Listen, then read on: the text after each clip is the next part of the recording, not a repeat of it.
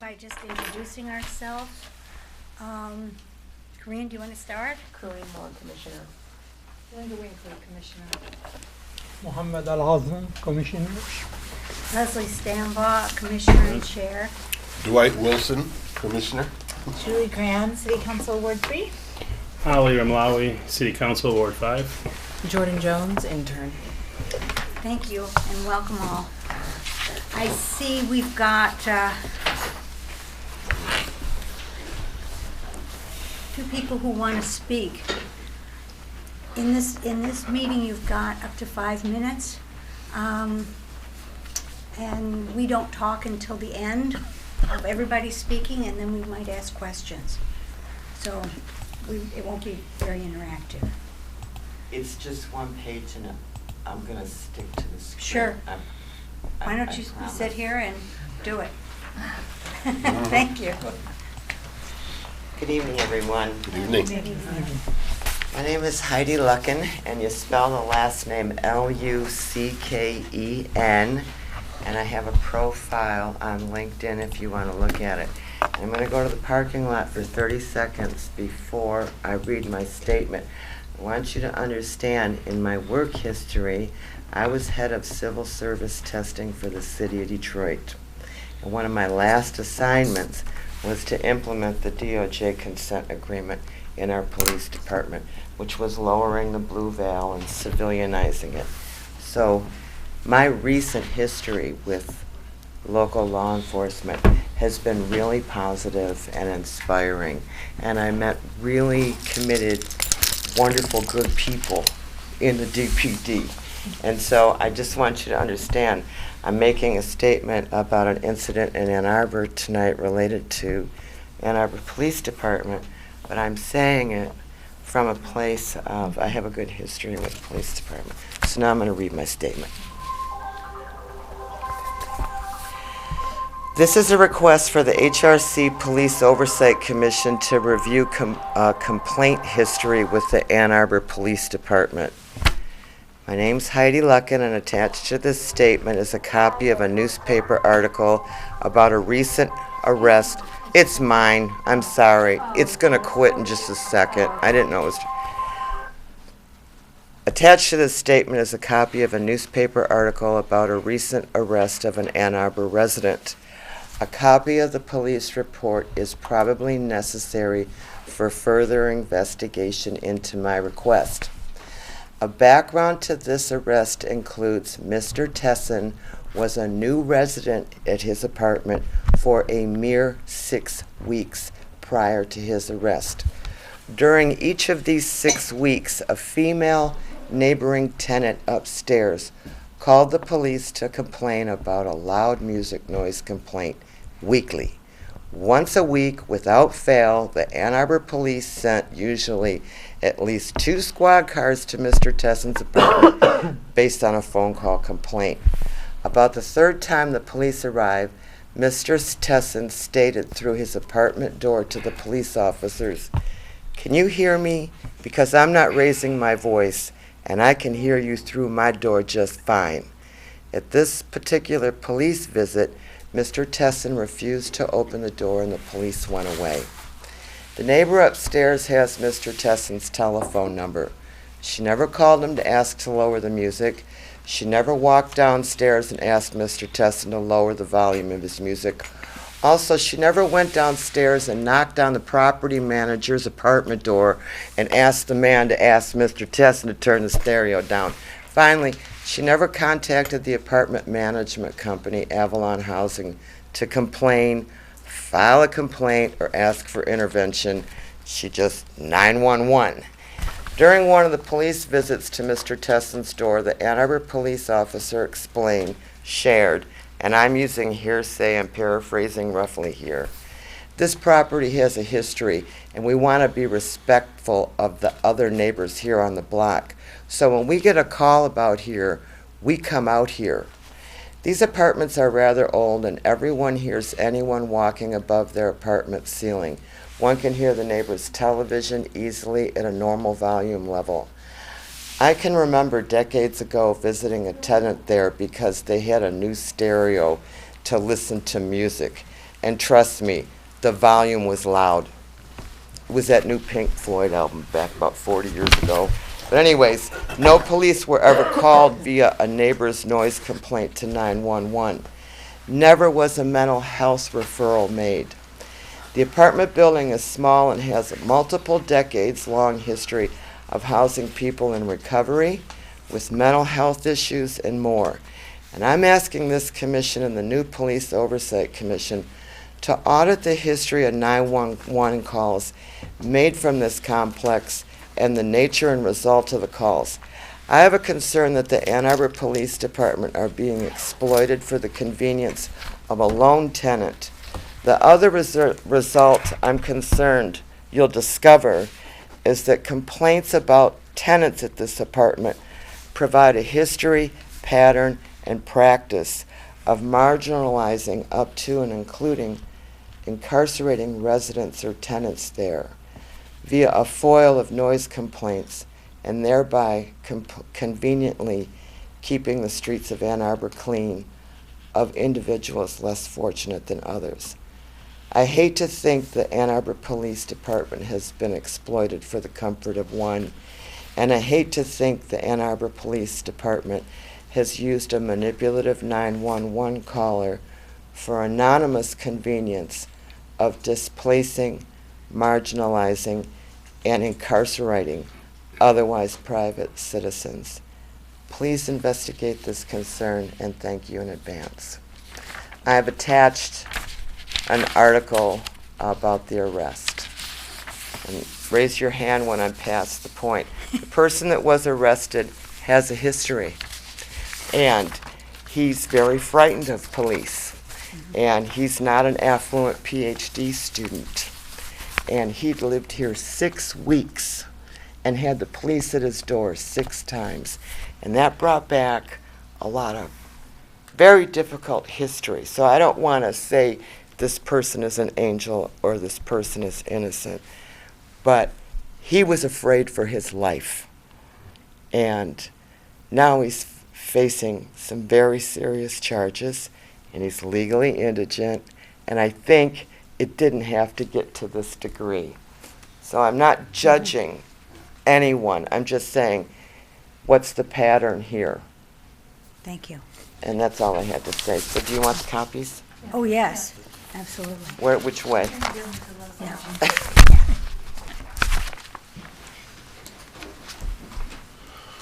Thank you. Thank you. We'll be in touch. Will you have a question, Mark? Do you want to Yes. speak? I'm not decided yet. Okay, I will go one, you have about 5 minutes tops. Dirk Mayhew? To speak, to decide. 5 minutes. Please. Thanks for letting me talk. I didn't expect to speak tonight. My name is Dirk Mayhew. I'm a 3rd Ward resident. Thanks. And I'm here to talk about the POEM letter, the Police Officers Association of Michigan letter that was written in response to Ann Arbor's effort to get a Police Oversight Commission.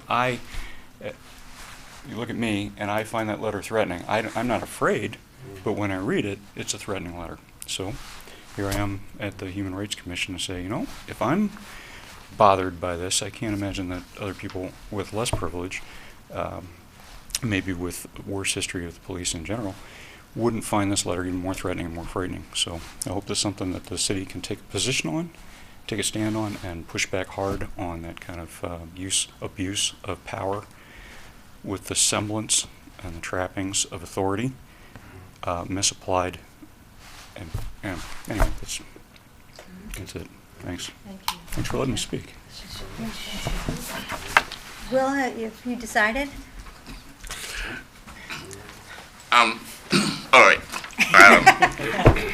I just said I'm reluctant to speak at this juncture, and I'm Will, and I am a writer and journalist with the Grand Cover News, and my publisher. Some of you know the name. I don't know if I should volunteer the name right now. Susan Beckett is the publisher of Grand Cover News, and we have been having conversations about racial profiling and customer harassment, mostly directed against poor people and homeless people in the city of Ann Arbor. And I've also experienced some of that myself at the downtown public library. And I was concerned enough to come to the city attorney's office, and I saw this wonderful lawyer, and she was very helpful, but she let me know that the best place to go to talk would be the Human Rights Commission. I've also went to talk to the legal advocacy group at the I think it's called Legal Aid of South Central Michigan. Used to be on 4th Street, but they all moved to a wonderful building in Ypsilanti.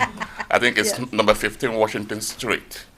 And I was amazed when I stepped in. I said, my God, this is like Kawanda.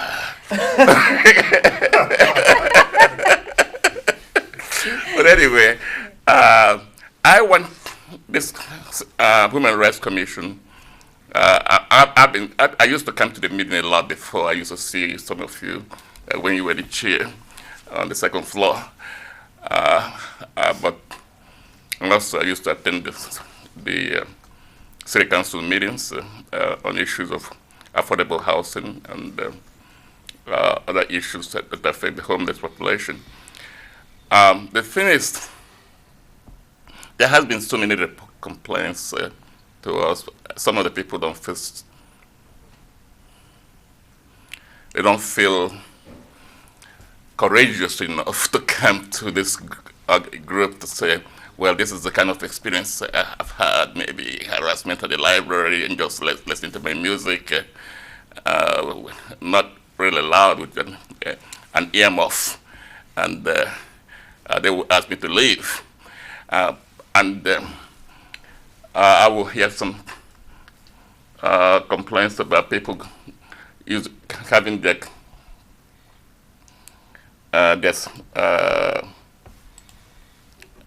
I think the food stamp and go to some of the local stores, and they will be charged with harassment. Well, they will be harassed to leave the building, and we'll tell them that they don't have anything for them to suspend with the food stamp. And sometimes you will see some people that may go to some of the stores and they're just looking around, and they will call the police and say, give a trespass. We don't want this person here. And that's one other thing I want to have you guys look into, because it happens so many times that any establishment can call the police and say, trespass this person. And immediately the police will do that and say, you are trespassed. Without due process. Okay. Without due process. It makes it so easy. So easy. And it can be so easy. That means anybody, if you don't like somebody, you say, okay, let me call the police, and let the police give the person a trespass. And trespass for maybe a year, or trespass for maybe never to come by. It's so, it's Ann Arbor has always had that reputation of a city that favors not only peace, but justice. And Martin Luther King once said that true peace is not the absence of tension, but the presence of justice. And also, I just wrote an article about the Washington County government that appeared January this month. I think in the preamble to the article, I had a quote from Martin Luther King, and it says that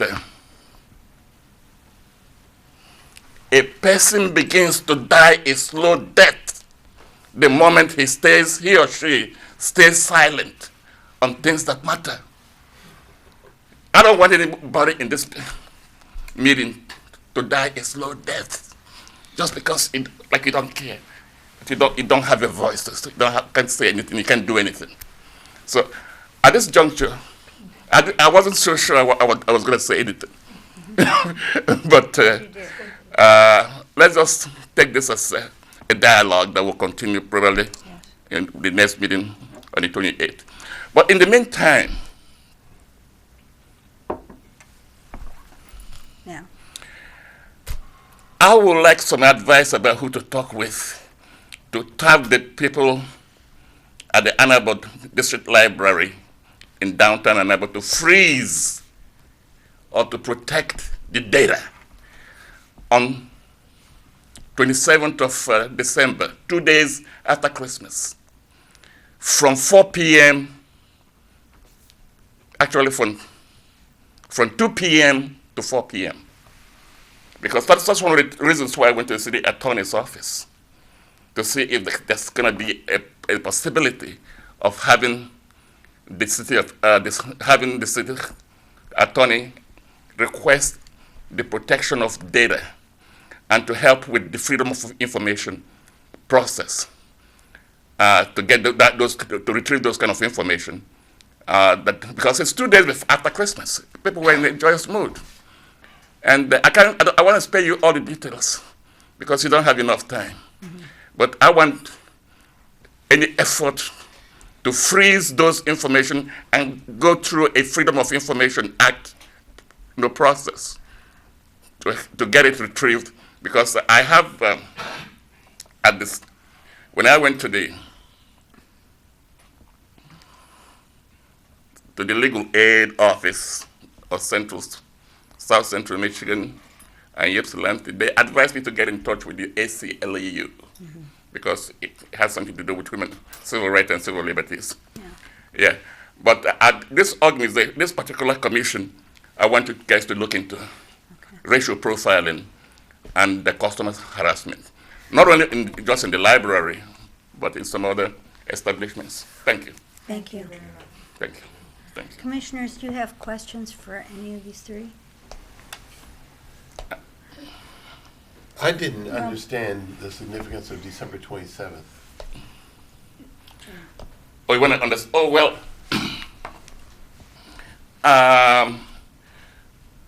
December 27th was two days after Christmas. Most people pretty much in a holiday mood, like they said, the holiday season. Okay, and people, and in some faith communities in Ann Arbor or Ypsilanti or all around the country, there's this thing about the Advent, the month of December, when people like to be so kind and so compassionate and so giving and so understanding. Okay, I went into that library, and a lady that saw me at the St. Clair Church on Monday, the day before Christmas, was calling me and thanking me for coming by and making an announcement. Because on that day I made an announcement that people who came to the homeless Christmas party at St. Clair Church are all invited to come to Mercy House for a Mercy House Christmas party for 250 people. People who don't have any place else to go. They can come and have some food, get some warmth, and get some company, and also get some Christmas present. So I was in that kind of in a happy mood, because I'm a volunteer, a community engagement volunteer at the Mercy House. And sometimes I organize the Martin Luther King birthday event.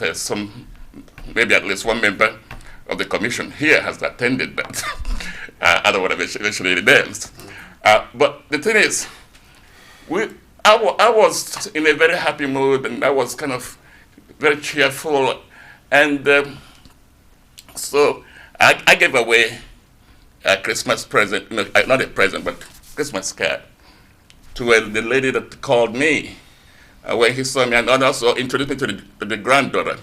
And I told her to pick one, and she said, no, not actually. She doesn't want to pick one. I should give her one. And the granddaughter picked up a card. And I wrote the Christmas card and gave to the two of them. And there was a security guy who was standing there.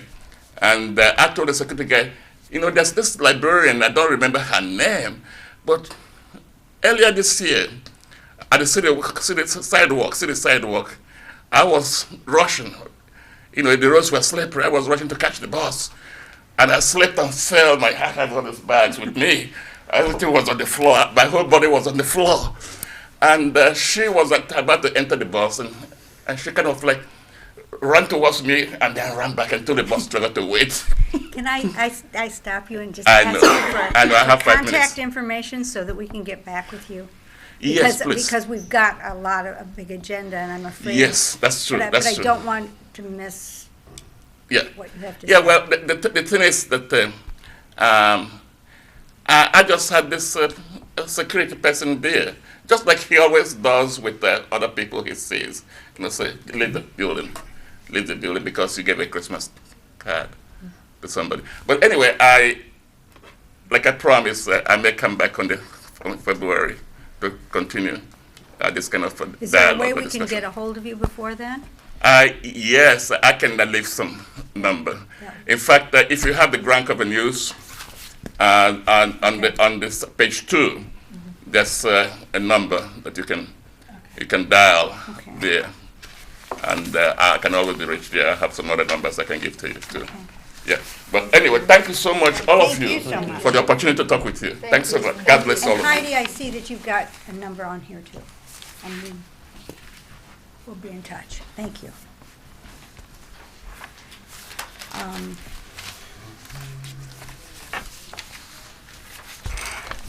Okay. Agenda. Do we have any changes to the agenda? I would like to put procedures for responding to complaints last because I'm worried about time. And I know we've got some very important things to do. So, anything else? Yeah, doesn't sound like it. Okay, I'll move to adopt the agenda with that change of moving the discussion about complaint procedures to the end. Okay. Is there a second? Second. All in favor? Aye. Minutes.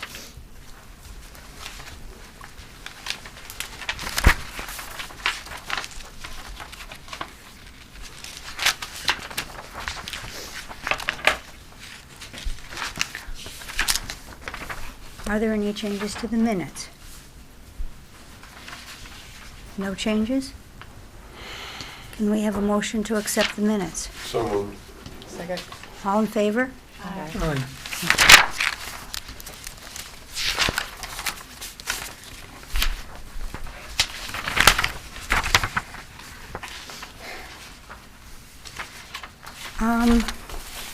Okay.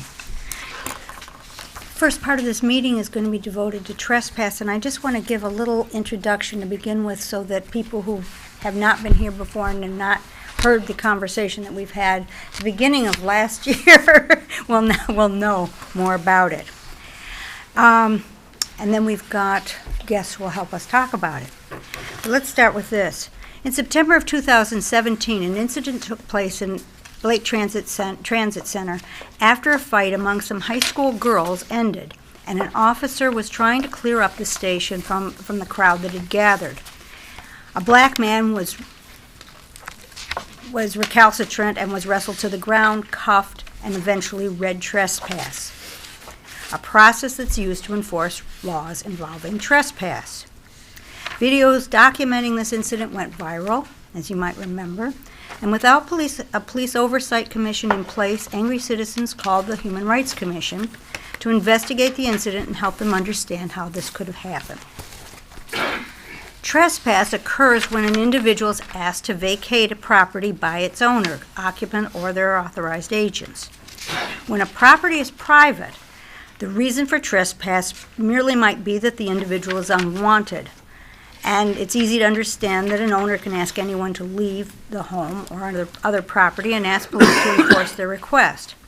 But the charge gets tricky when the property is not privately owned, like a sidewalk or park, or a bus station like the Blake Transit Center. After questioning the police chiefs Baird and Faunus, a young man's mother, and other people from the community, we realized that trespass policies and practices were rather widely used and in ways that were concerning and difficult for most of us to understand. After a fair amount of research, we wrote a report that summarized what we thought we knew about trespass, noting our questions and our concerns, and suggesting some changes on a preliminary basis that we wanted made, especially to the form that instructs the people who are being read trespass so that they at least know, what their rights are. We submitted the report and our preliminary recommendations to the police and the city attorney's office on July 6th. Now, lots happened since July 6th. We've all been very busy. We had Chief Baird left, Chief Faunus took over. The independent Community Police Oversight Commission was established, but is still not up and running yet. But in that interim, the report was examined by the city attorney's office and by the police. And today we have AAPD Chief Faunus and Arian Slay, who is a senior assistant city attorney, with us to talk about what we should know about trespass and what has changed so far. So please, both of you, come up and talk. We've been anxious to hear what you have to say.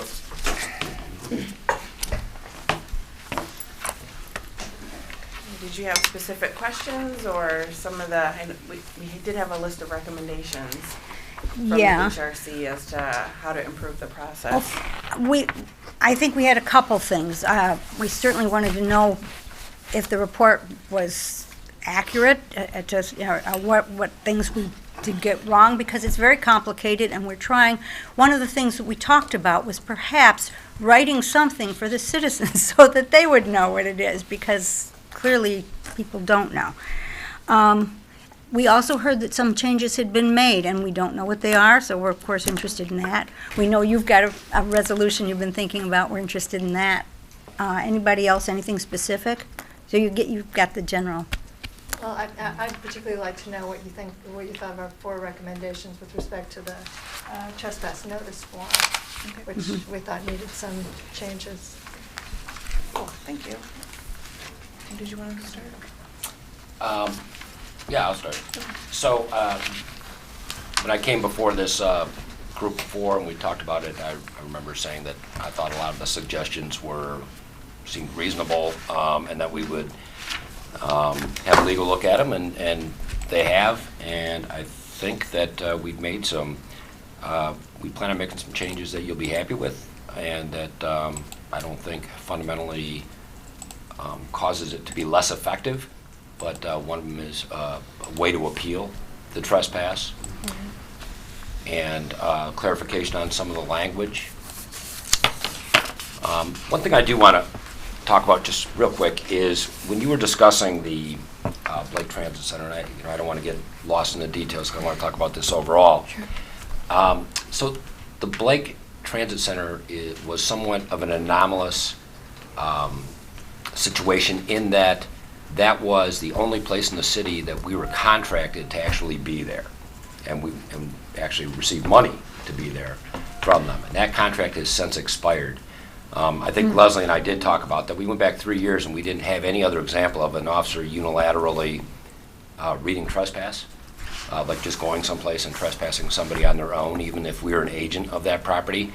And just when I was reading through some of the comments from one of these drafts from the commission, the word contract or agreement seemed to be almost conflated, as if we were an agent for somebody. That meant we were being paid by them, but we're not. That's what I asked you about that. Yeah. So there was only one entity that there was monies exchanged, and that was from the Blake Transit Center. At the time, we had a contract with them to actually have an officer there certain times, certain days. That contract has since expired and was not renewed. We understood that there were about 40 businesses that you had an agreement with, that you, Where we can act as agents. agents, okay. And just to give you a little history, and I think I mentioned it last time, but so originally what we would do is if somebody, a business called us or any entity called us, we would have the person that called us read the trespass notification to the person. So, well, let me back up. First thing we would generally do is ask, what's going on? What do you want done? Now, if they said this person's in here and they're, they're yelling and they're creating a disturbance and they're scaring everybody, and what do you want done? I just want them to leave. Now, if you said to them, to the person, they'd like you to leave and they left, then nothing happened. Okay, so we didn't even do information trespass. And I want you to understand the civil nature of information trespass. If they said, no, I want them trespass, they've caused problems in here before, or I'm frightened of them, or whatever the reason was, then we would do information trespass, which is essentially documenting, in many ways, a civil situation. The business owner doesn't want the person there, or whoever the entity is, and this is an official record of it, so they don't have to go through this every time the police come out there during this period when they've been trespassed. So are you saying that that wasn't a contractual relationship you had with these other businesses? Right.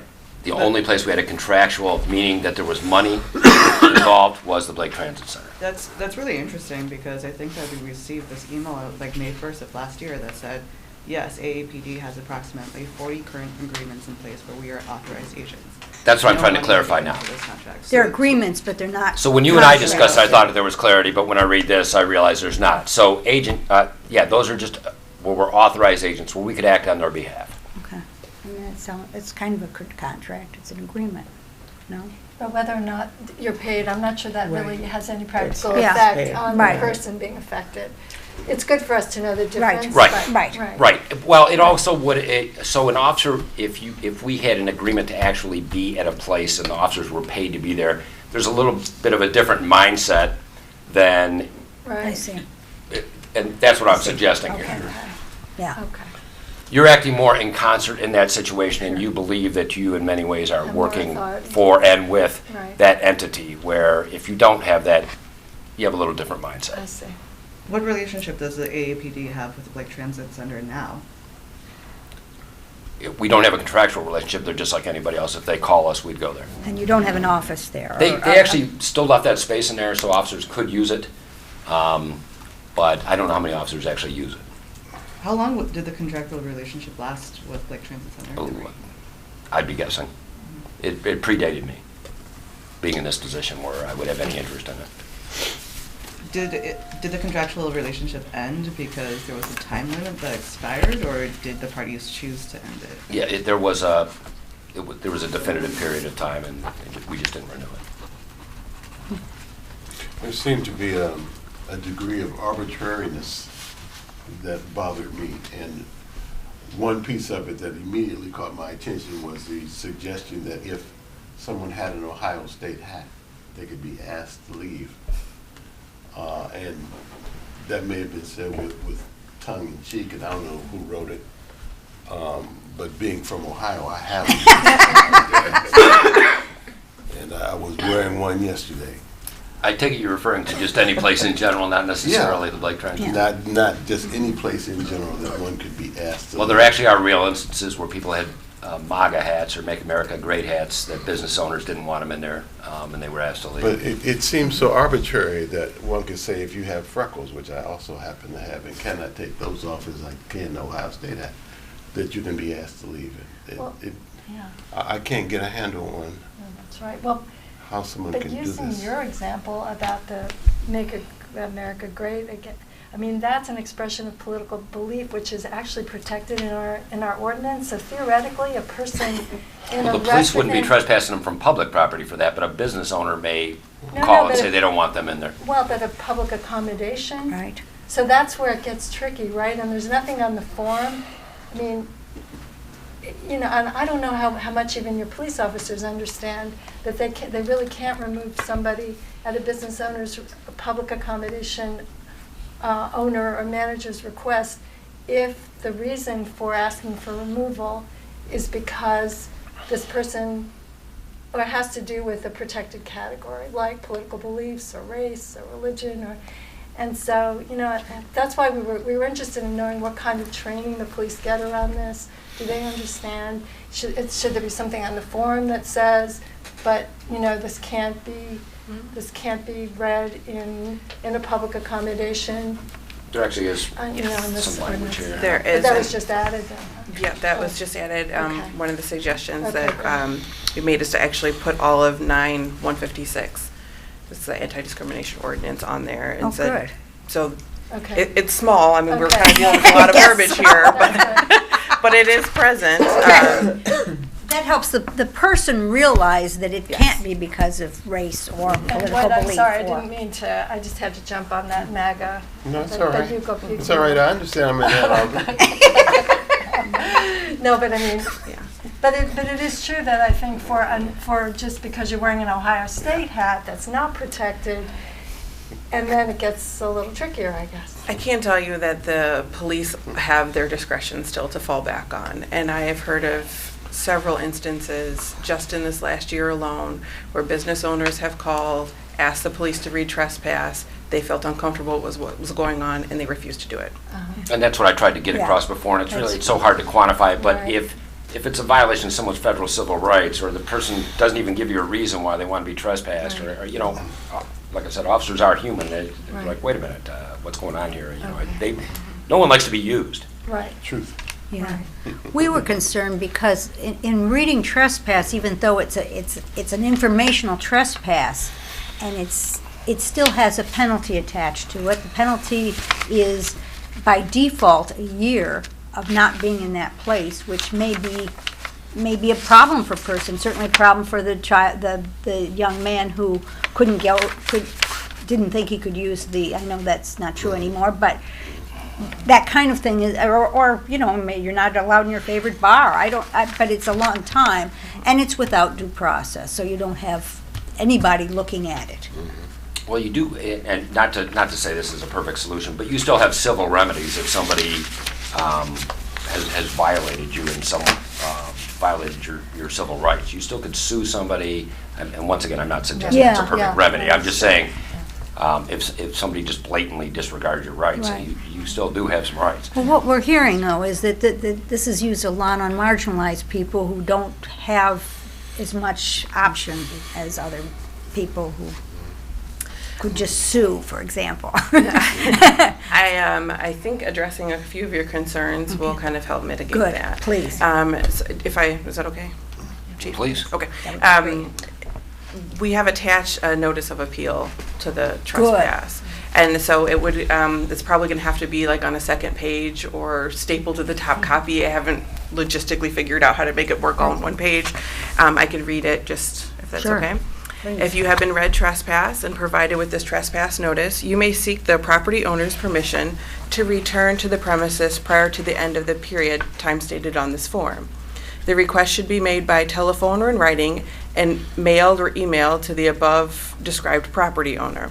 If the City of Ann Arbor is the owner of the property, you may send your appeal to the City Administrator's office listing the address. I suggested to Mr. Lazarus, and he agreed that we could have a city email address that would be checked.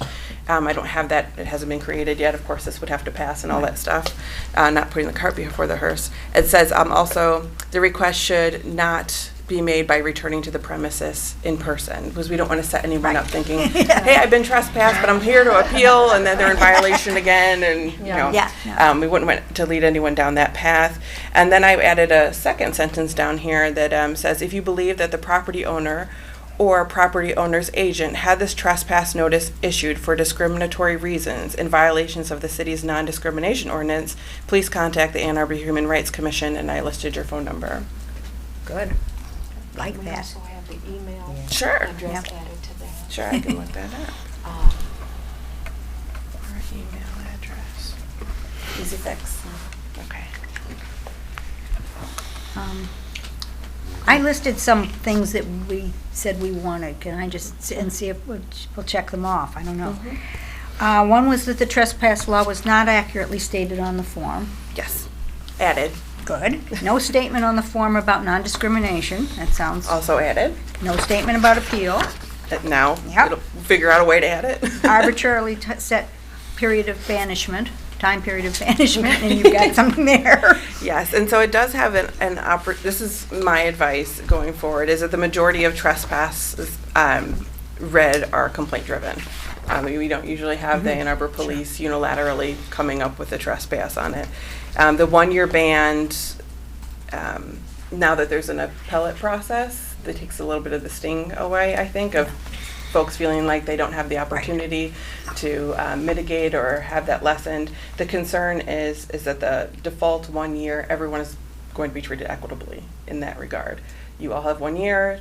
Please see the property owner or the city of Ann Arbor, if that is a trespassing agency, to mitigate that. It's also consistent with the other police departments and other trespass that's read across the county.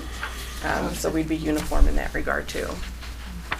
So our form prior to making these changes was very uniform in regards to what the other police agencies are also reading in their jurisdictions locally. Property owners must be given a copy of the trespass form. Education of police and property owners about what they can and can't. So this is kind of a perfect But it does, education yes, piece. you've got the We're getting ordinance ready there. to come up on our annual refresher training for the police, which is their mandatory training session that they're all going through, starting I think at the end of this month, and it runs for a few months. So if we have any changes, this is an excellent time to share that with all of our officers.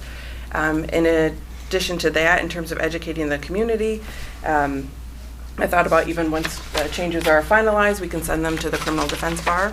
They have a criminal law section. I think the chairs right now are Mr. Hermanowski and Mr. Bernstein. So I know they'd be happy to get that out to the local defense attorneys and public defender's office, which I think would be important as well. I think, Chair, you also made a suggestion in regards to dealing with minors. And that was something that we discussed, that maybe we could add into the procedure on the police side, an internal procedure, is that to try to, when we can, make an attempt to contact a minor's guardian. Provided we can figure out who they are and identify everybody, that they can make an attempt when the trespass is read. So it's simply not, we're giving you a trespass notice and you can kind of figure it out or tell or not tell your family. That's that. The Can only I other ask a thing question about the education piece? Do you think on the, so that's on the police side, what about on the merchant property owner side? Well, we have 2 new beat officers, so I think they are, I don't know, Chief, if you want to speak to that. Well, I don't want to give a false impression. I don't know that we could, I think that might be bigger than just today or this conversation, but just in general, and I lamented the fact last time I talked to you that sometimes people call 911 and they put the officers in a bad situation. I would love to see less of that. Now, I don't know what the magic solution is for that. Main Street Association. Pardon me? Association, Community partners. Southview Association. So I know there's solutions out there, but, I think it's at least worth I know even like the, well, that's like too much, but let's just say like one of the staff members for one of those associations I know even applied to be on the Police Oversight Commission. So I think there is an interest in issues like this, and so I think maybe doing some outreach to those. And I think it's bigger than just this issue. Yeah. I've let this before, when you get kids walking through a neighborhood and you get 30 people call 911. Yes. So Yes. I think public awareness, it would benefit everybody. Yeah. In that same area, I may have spoken with you about this earlier. One of my sons happens to be the one who just had his second child. He's in front of my house, and he's a Quaker and he's a minister, and he was meditating, which Quakers are known to be doing, when a neighbor called and said that there was I don't know exactly what she said. What I do know is that a police officer knocked on her door, and he said, this young man says that you are his father. And I said, I am. And he said, well, a neighbor called and said that he was sitting on your front curb, And we just came out here, and the police officer was very respectful, and he turned around and he left. Was he obligated to come from some fool making a telephone call? And like I said, nobody likes to be exploited, but yeah, I don't know how the call comes in, but if you get dispatched to, and I imagine this got categorized as a generic category of suspicious subject, and if you're sent to it, you're sent to it. Yeah. Now, in this particular instance, completely innocent action, but sometimes it's not, and so again, the officer who's being sent there doesn't know anything other than what they're given over the radio, so they get sent into situations where sometimes people are very resentful that they're talking to them. Where does the informational trespass, where does that come into play that you mentioned earlier when you said that based on the initial request? So someone calls the police, right, and they have some reason in their head anyway that why they called the police. So the first thing the officer is going to, is what's going on type thing, and what do you want done? And often someone will say, well, this guy's in here and he's highly intoxicated and he's doing this or whatever he explains to you, and the officer will generally say, what do you want done? I just want him to leave. Well, at that point, the officer will say, they want you to leave. If the person willingly leaves at that point, there's nothing further done. There's not, assuming there's no other crime or there's no crime committed. Sometimes the person will say, well, I don't want him coming back here anymore. I want him read trespass, or the officer might say, do you want me to read him trespass? So that's when that would come into play. So it's sort of the second piece of it. So the first one is you might just ask him to leave. Often the person is gone before the officer gets there because when they realize they called the police. So does that make sense? Yes, for that incident, but using the example of what occurred with Dwight. It wouldn't make sense in that instance, and I don't think there was a trespass in that instance, correct? No. But I'm saying even before it got to no, that, where the police no, officer was dispatched, would that conversation have transpired with the person making the call so that the officer would have known or made a determination there's nothing for me to verify here? I don't know what happened either, but I'm just... Would there have been a conversation about trespass before the officer went there, you mean? With the caller. No, So so the- what do you want? So the 911, no. Person's sitting No, on so the curb. 911 operator, 911, which emergency, there's, I don't know what the person said, okay, there's a guy, I don't recognize him, and he's lurking by a car in front of a house, I don't know what they said, so I'm inventing something. So dispatch might, what's he look like? Where exactly is he? What's he doing? And they might just say he's sitting on a curb, so this might actually be something where is this person distraught, or so the officer going has no idea, literally no idea what he's going to encounter when he goes up to that person. Do you have somebody who's sitting there, crying because they're upset? Do you have somebody sitting there because they're lost? Do you have somebody who has mental health challenges? Do you have somebody sitting there because they're meditating? The officer doesn't know. Well, I've been waiting for her son to sit on the curb. Yeah. About 5 years. We all know about payback. I So yeah, and that's actually one of the difficulties of the job. Yeah. You do not know who you're walking up to or what situation you're walking up on, and often people are resentful of, some aren't, some are.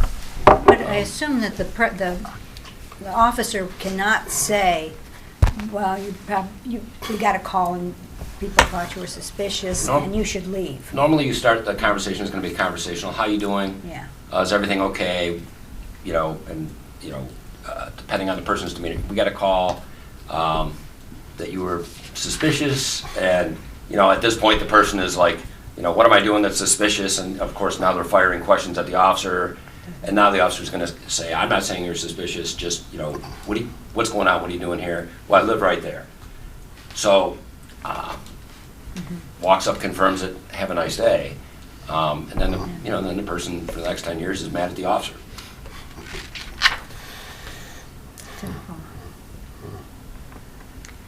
Any questions?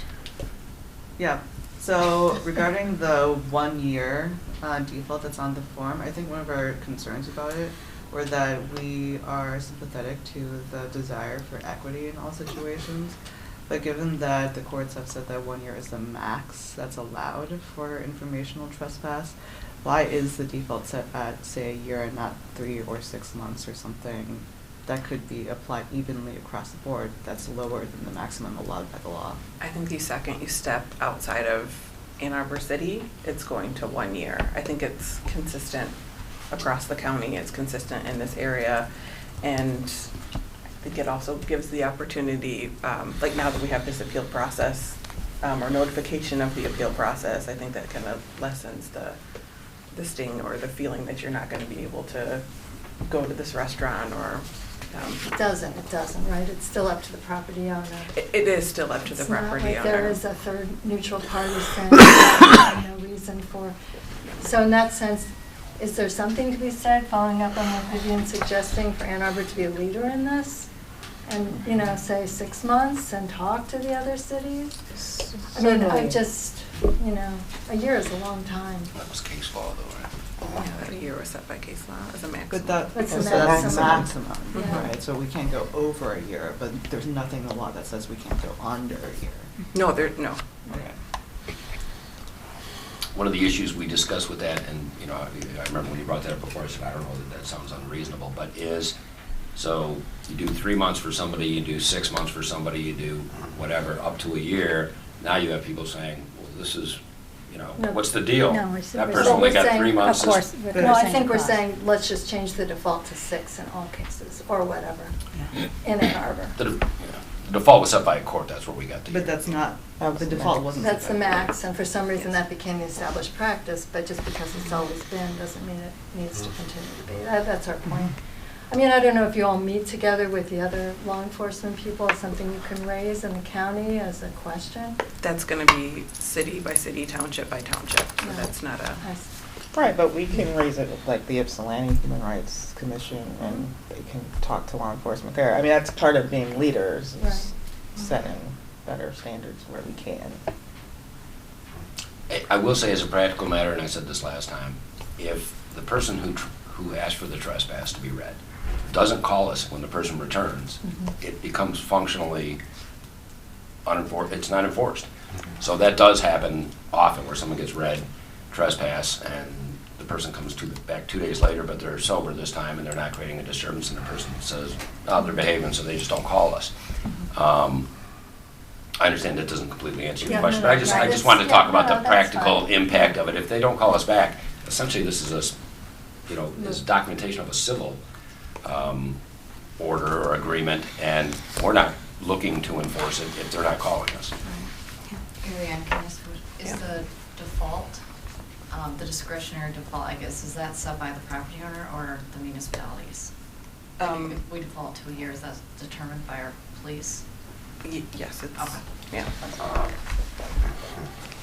I think the last time when we talked about this, I asked whether or not property owners were informed that something under a year is something that they could ask for, and I was told that they weren't informed of this. Like, is that still the policy, that 1 year is just a year, and if you ask for trespass, that's all you're told, that it's like a binary, like trespass, well, no trespass or 1 year, that's all that's told to a merchant? And yes, that's how they've been done, just for equity's sake. You don't want to have, I've been read trespass from fill in the blank store, and this one's 3 months. It would be a nightmare for the police to be able to keep track as to who's 3 months, who's 6 months, who's 1 year. And then there's that expectation that maybe I've been read trespass at property A, I've been trespassed from property B. Property B's trespass is longer. I go there thinking, hey, my 3 months is expired. And they walk in and they're like, oh, we told you not to come back. Still 2 months left on the trespass. And, now it's enforceable, and they're looking at, at this juncture, the state criminal charges. And I think just off the top of my head, and I might be going down a dangerous road here because I don't have the numbers in front of me, but I think it was something like there was 300 and some odd trespasses read, but there was 12 arrests per year for it. So there's not a lot of arrests for it. It's ironically, in many times it's used in lieu of an arrest. Somebody did something that actually you could arrest them for, but the person says, I don't want to go through all that trouble, I just want them to leave and not come back. I think your data says 42. Something like that. one of the, to kind of piggyback on looking at our more marginalized population, is last March we put forth, and I believe everyone at HRC had a copy of it, a draft of having a city trespass ordinance that, word for word was basically the same as the state trespass. And to kind of explain how that worked and why it would be different and useful to the folks in Ann Arbor. Because the city doesn't have their own trespass, you have to write under state law. So state law requires the process of you're telling someone you're in violation of trespass, I'm going to arrest you. These would be the 40-some people in the last year. They're go to jail, they're booked, they're released if they don't have any other things pending or anything else holding them there. And then they're to get a notice from the 15th District Court that they have to appear in court. Well, for those who have housing issues and have not been able to maintain a stable address, they never get the notice. And then it'll go to an order to show cause, $30 fee. Then it goes to the next time when they don't show up 2 weeks later because you're sending a notice to the exact same address that they're no longer there, bench warrant, depending on what their record is looking like, anywhere from $100 to $500, cash or surety bond, and a $60 fee. Now, inevitably, they have some sort of contact months or even years down the line, and they don't even remember the day that they were trespassed, and they're taken into custody because there's an active bench warrant from the district court. When they show up, they've usually spent a night or so in jail, all because they didn't know when they were supposed to come back to court because they weren't able to receive the notice that was sent. We have citations that we can issue. On the back of the citations show the steps on how to go to court within the next 10 days to address your citation. So it's kind of setting the process right there on the ticket so that you're not having to go through the will I or will I not get this notice in the court. It's less likely for someone to serve any time in jail on that matter. Trespass is capped at a 30-day maximum for a penalty. I've been a prosecutor for a long time, and I've never actually seen anyone serve 30 days on a trespass. What you do unfortunately see are folks who have trespassed state violations from years past. They show up in the district court, they've been in jail on something else for 2 to 3 days, and they'll get credit for time served. But there again, they have this, conviction for trespass, especially if they're folks that are having, specific needs in the community that maybe we can address in a more collaborative function. That's an opportunity to provide a deferral for them to know it doesn't abstract as a criminal conviction, look at the services that they need with the assistance of the 15th District Court Probation Department. So if they're willing to accept responsibility, they work with the probation department. Whatever their need is, this is a community full of resources. We point them in the right direction. And if they engage in those services at the end of set time, 3 months, 6 months, whatever the court finds is appropriate, then I dismiss the case. So it just give a couple of options that would, probably less traumatic for those who have housing instability. What would it take to get that passed? It's got to go to council. We'd have to add an ordinance. Is there a timeline for that at all? When you think this might? We've talked about it. I mean, it could be ready to go in like 5 minutes. So what's how can we help? What's No hold up. I mean, we can add it to next council meeting, provided we get it into Legistar.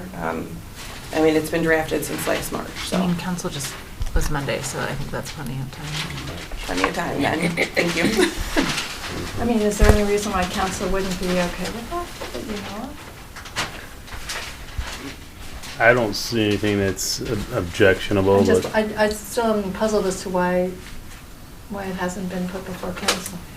The understanding that I had going forward is that the HRC wanted to be a part of not the saying criminal. yay or nay as to whether we were going to go forward with this. No, our focus was on informational trespass. Yes, so this. Oh, I'm so sorry. This would be the that all this would kind of go into play at the same time. So the city now has a trespass. We have a new form. We're providing notification of the appeal process. Okay. So I mean, that can be, Great. if Does we have a everybody couple agree of that council that's members Yeah. who might be interested in sponsoring it. Happy to do it. So great, then we can put that forward. Great, wonderful, love it. That would be. I mean, as long, I mean, There's no downside to it. yeah, There's no staff's not, downside. I mean, staff's so supportive, that's And- great. And is that's the same as with, also with the form? Is that what you're waiting for, a finalization from us, or? Well, I mean, I think we partly wanted to have this conversation. Yeah, no. I love what you're doing. Anybody have any objection? I mean, I still think that we should consider lowering the default from a year. And I think that's something that we should seriously consider. I do too. I have a question regarding, especially as the result of the incident at Lake Transit. What occurs if a minor is involved? And if I understand it correctly, it cannot be issued to a minor. It has to be in the presence of a... No. That's not correct? That's not correct. I know that's been Okay. repeated endlessly, but that's Yeah. not true. That's not true. So a minor can be issued trespass absent an adult? Yes. Any age minor? Is there a cutoff? I don't know if there is one in the BMP. Like, could my 10-year-old get a trespass? No, really, I mean, he's pretty goofy. I think that's by an adult. They were out and I about. think it'd be highly unlikely. Yeah. I think you might be crossing over into where now the parents are Child talking why their protective 10-year-olds hanging out at Right. Sure by themselves. Well, you know, there are a lot of like grandparents around, you know, I mean, it's like. I'm sorry, in the procedure for the guardian or the parental That was a person. suggestion, just a suggestion to add possibly to the new policy and procedure for the police, is that when you're reading trespass informational or otherwise to a minor, to make attempts to contact the parents. It's pretty rare a minor gets a trespass. Very. I'm worried about people who have mental disabilities and don't understand what it's about, but I don't know how you do that. But I worry about people who don't understand what trespass is about. They're given it, they're charged for it, but they don't, they have the mind of a child perhaps, or they're so out of it that they aren't. So those, by having that city trespass, it actually gives us an opportunity for those who have challenges and maybe do not understand the trespass, that going forward, it gives the city, in terms of their prosecution, the discretion as to how you're going to proceed. So maybe it is, I'd like you to meet with your caseworker. I want to make sure that you have a caseworker, number one, and two, that you have a support person that's able to help you kind of through this process. We have a mental health court. It is absolutely amazing the kind of level of service that's provided to its participants. It's a voluntary court. As opposed to going on to regular probation, you are surrounded by a circle of support and scaffolding to make sure that you don't end up in this situation again, that you are in a better situation in terms of your resources when you leave the court than when you started. In most cases, I'm able to say, I will defer your prosecution if you participate in the mental health court, and success looks different for everyone in that situation. And some people, it is having a caseworker, making sure that they have access to their medication, making sure that they have access to CMH on a regular basis, and staying sober and working with the sober supports in the community. And that is their successful probation. There are folks in the program who have been working on advanced degrees, who had a blip and fell off track, and they just needed help getting back out of a state of depression. So it's very different. The caseload is very personalized. They have a great probation officer, Mr. Chase, who's willing to work with everyone and meet each person, each participant where they're at, and then try to bring them to a safer spot in the community. So that's another, if we are running into folks who are suffering from mental illness and don't have the proper supports in the community, that also by having the city trespass, definitely gives us the opportunity to do that. Now that is possible on the state level. The problem is that there sometimes is a lag. Those warrant requests go over to county usually within a week or so, and they might not come back for 2 to 3 months. And so at that point, then the court is sending out a notice in 15 days or, come to court at this time. So we're looking at possibly 3 months since the incident happened. And if for somebody who's already struggling in the community, 3 months is an awful long time. So it's more of an early intervention. Okay. Do we need to, I wonder, It sounds like the only possible dissent here is regarding the duration.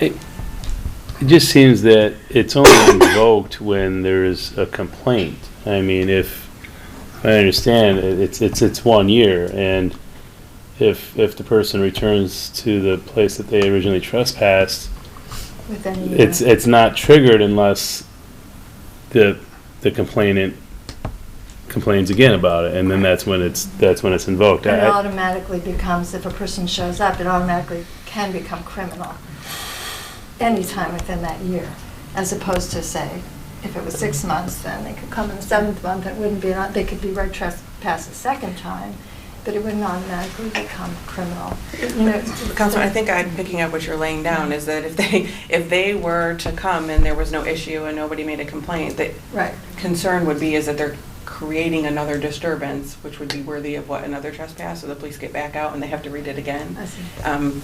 You know, those are the concern is that we're just repeating the process. And I think now we got the math right, so it was like 12 times a year is what we were averaging, that actually was an arrest. So you can see it's not, you know, it's not used to arrest people on a regular. It says between This is 2014 compared and on a ratio. 2017, AAPD took an average of 42.6 Yes. criminal trespassing Per year. reports per year. So that's about 40. But it wasn't Those are just reports. Criminal trespassing. But it wasn't Right. necessarily, it could have been even without the information. It could have been Right. without information. I've identified you as Jim Shoe, barbed wire, and I'm Right. going to submit a warrant for your request, Right. which, you know, then you don't even really know what's coming or be looking for it in the mail with the misdemeanor trespass. But on the city side, it would give them the notice right then and there, and they would not have to make an arrest. Now, if the person refused to leave and they continued to be disorderly or commit another crime, they would certainly have the option to do that, but it would give them notice of when their actual court date is so that they didn't miss. The time doesn't bother me as much because there is something on there that says you're, and maybe you should be encouraged to talk to the owner, and there's a way to negotiate. And I think the negotiation is stronger than, because the person might say, as long as you're not drunk, I'm fine, and then you have at least an agreement. I could imagine a scenario where somebody feels like they call a property owner, they say, and they're under the impression that the property owner says, okay, you can come back, even though there is that piece of paper that's on record somewhere. Oh. But maybe they're not quite on the same page, and the person does come back. And, you know, if there isn't any kind of written proof, so I don't know exactly what this appeal would look like. I mean, it's better than nothing, but I can imagine it could also create confusion. If someone came to me, and as a defense attorney came to me, or a lot of our criminal defendants in 15th District Court are pro per, they're representing themselves, and they said, I talked to property owner Jim Shoe. Right. He and I talked about it. He said I could come back. I wasn't intoxicated. Then at that point, everything kind of stops. Yeah. I'm going to call the police who initialed, and I'd say, you know, Detective Bureau, can you go out and look? This is a request for further investigation. Can you find out if this conversation happened? And, you know, and if it did and it just didn't get documented, then I can dismiss it. I mean, it doesn't just stop the process. So. So I still feel like 1 year is too long to be trespassed from the bus depot by default. Like, why would you want it to be an automatic 1 year default from something that somebody might need to use on a regular basis? It just seems unnecessary. Well, that wasn't the default, but remember in the bus situation when they said, no, we don't want it that long, we said, okay, this isn't, we don't ever want it to be more stringent than the actual person that asked for it. I mean, we're acting as their agent. We're not going to argue with them. Yeah, but that's part of the problem. So we don't tell the property owner that there is a possibility of going down from a year. I understand. For equity reasons. I understand. And we are holding them up. I think we're trying to address that with the appeal, but I understand your point. Yeah.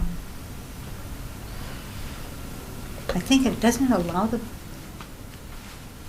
doesn't it say up to a year somewhere on this form?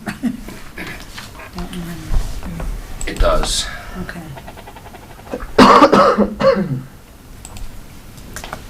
So if you look at legal address or property description, that line in the middle, if you have that in front of you, then in the bold, this notice includes all parking lots, it's the next sentence. Yes.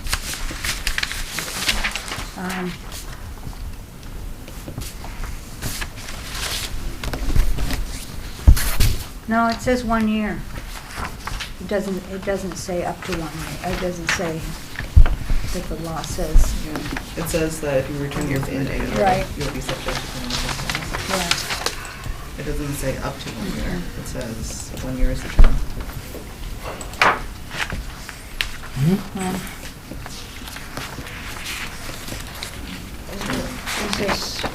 It doesn't sound like, it sounds like we could talk about this more or get Well, it in the end, done. it's up to city council, really. I mean, Is it on the? Is it? It's not. This is right? not up. Yeah, that This doesn't- is a police administrative. form. Right. Oh, I thought you said you were, but didn't you say you were gonna? That was the City resolution. council, the The draft trespass. city ordinance. trespass. But I thought you think said there you were was gonna two present them at the of same those. time somehow. I just You just wa- wanted them to go into effect at the same time. Wanted them to go into effect instead of we're making a change and then 6 months later we make another change and Okay. be consistent. I agree that 6 months sounds more reasonable than a year. A year seems too punitive. Are there different rules regarding how semi-public accommodations like the libraries or bus stations are treated versus Yeah. purely private? Exactly, that was going to be my Yeah. next question. Like, is there any sort of difference in how the police treat those? It's exactly the same. Bless you. Because for private property, I feel, there should be perhaps a lengthier term, a lengthier time, but somebody who needs to use a bus or needs to use the library, these public facilities, a year does seem rather punitive, but and other places where it's a more voluntary and it's not a necessity, feels like a year is not that big of a deal. But if I couldn't ride the bus for a year, then that could create some serious hardship. So I could see why there would be some hesitation on that. There perhaps should be something to distinguish the 2 or 3 or 4 different types of property that are enforced by this ordinance. I want to make it consistent though for your population too. They might not understand the difference between I've gotten trespass from the library versus I got trespass from business this, and this one's 6 months, this one's 4 months, this one's a year. I think the consistency is really, I mean, I don't have a dog in the fight as to whether it's 6 months or 1 year or whatever the police department wants to do. I just think that it should be consistent so that people are able to, we can manage expectations that way.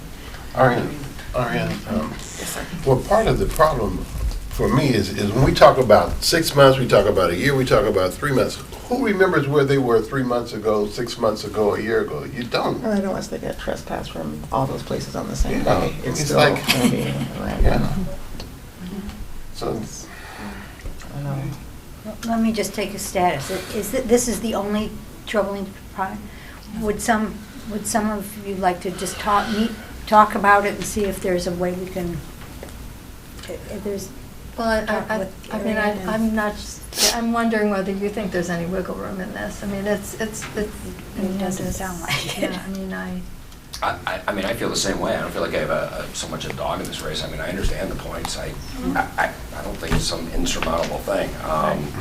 I think, I do agree that it's nice to have consistency. It seems like a lot of people know the year, and now they would be told they have an appeal.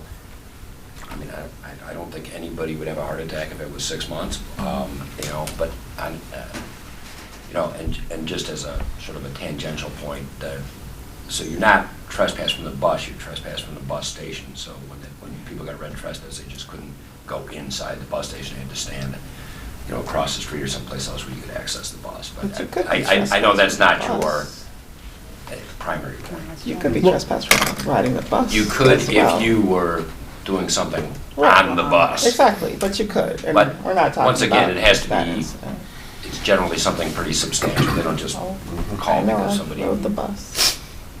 I hear you. I still. Yeah, I don't Usually know. there's a criminal charge associated with that too, so. A lot of times these trespasses are actually read, and I think we talked about this, so you get arrested for retail fraud, and the store says, I don't want that person coming back in here. Every time they come in here, they steal. So they get charged with the retail fraud that they got arrested for that day, but they also get trespassed from the store. And in that case, if they're convicted, they're not going in that store for, could be up to 3 years. Under the conviction. Under not the under conviction, so it'd be a pretrial bond condition, do not go to this store. A term of probation usually ranges from 12 to 24 months. A condition of their probation would be is that they're not allowed to enter the resident, or the establishment from which they stole. That's a different. But that's a completely different than trespass, but it's kind of, you know, they can. And a lot of these, if you remember going through some of them, were called in because somebody committed an act of violence at a location, and, you know, so we had Avalon Housing, or I don't want to use Avalon, but anybody, okay, of that ilk has said, I don't want this guy coming back. Every time he comes here, he beats somebody up, and we're, you know, terrified as soon as we see him come on the property. So we have a lot of our trespasses are actually those type of situations. Or violence related. And that you probably do want for a year. Well, there's also the criminal. Yeah. Well, that's consequences to that. Yeah. Well, if you want to pursue it, then some people have to meet and talk about it and negotiate. And otherwise, they meet with one another and probably Chief Dennis. Well, my feeling is that even if the duration is 6 months, being read trespass twice is better than criminal trespass within that year. And I know that was a point that you made, is if it is 6 months and someone comes back after that period and they're read trespass again, then officers are sort of allocating or using their resources. But if they don't leave at that point, they're still being arrested. They can still submit to the county for trespass or issue the citation. Sure. But 6 months could mean, you know, that's the difference of going through a treatment program, or, you know what I'm saying? In terms of if somebody is disorderly, if somebody has a substance abuse, you know, within that amount of time, I think. But also keep in mind, if they don't call us. Sure, and I understand that. I really do. But I think that, you know, a year is quite a long time. Can a distinction be made between public accommodation as opposed to private for the time frame?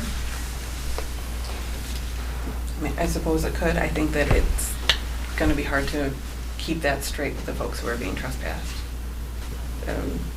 I got trespassed for 1 year from here, 6 months from there. I think the consistency is really important in terms of for the enforcement, for the police, and for those who are going to be subject to the order. So whether it's 6 months or 1 year, I just think it should be consistent. Do you find it the case where you have one individual that has multiple infractions? It's yes. Okay. It is, and unfortunately, there hasn't, because of the way that it's kind of structured now, where we might not see someone for 6 to 7 months after till they get picked up again for trespass in the exact same place. They're now in custody. They've been in custody for 2 days. The court is inclined to usually give them credit for time served. So there's no community intervention. There's no scaffolding. There's no assistance. It's you serve your jail time. We're waiving fines and costs. Hopefully we don't see you again. And that's turns into a very vicious cycle of just repetitiveness. And that's for a lot of our code violations, unfortunately. Okay. What do you want to do? Because we've got to move on. Can we accept it as it is, or do you want to think about how to fight it and get back to them? Well, what's the next step if we accept it? Like how quickly would the form change?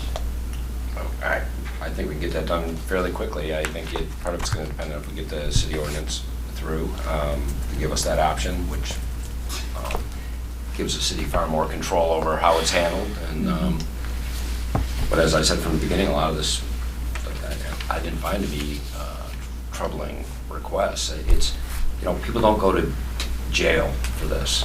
You know, this is a way to remedy a situation often without somebody going to jail or to stop somebody from going back to the property everybody's friends or whatever. So it's, you know, if we still manage to use it that way, it's still, I think it's still effective this way for that purpose. I don't have any issue with that.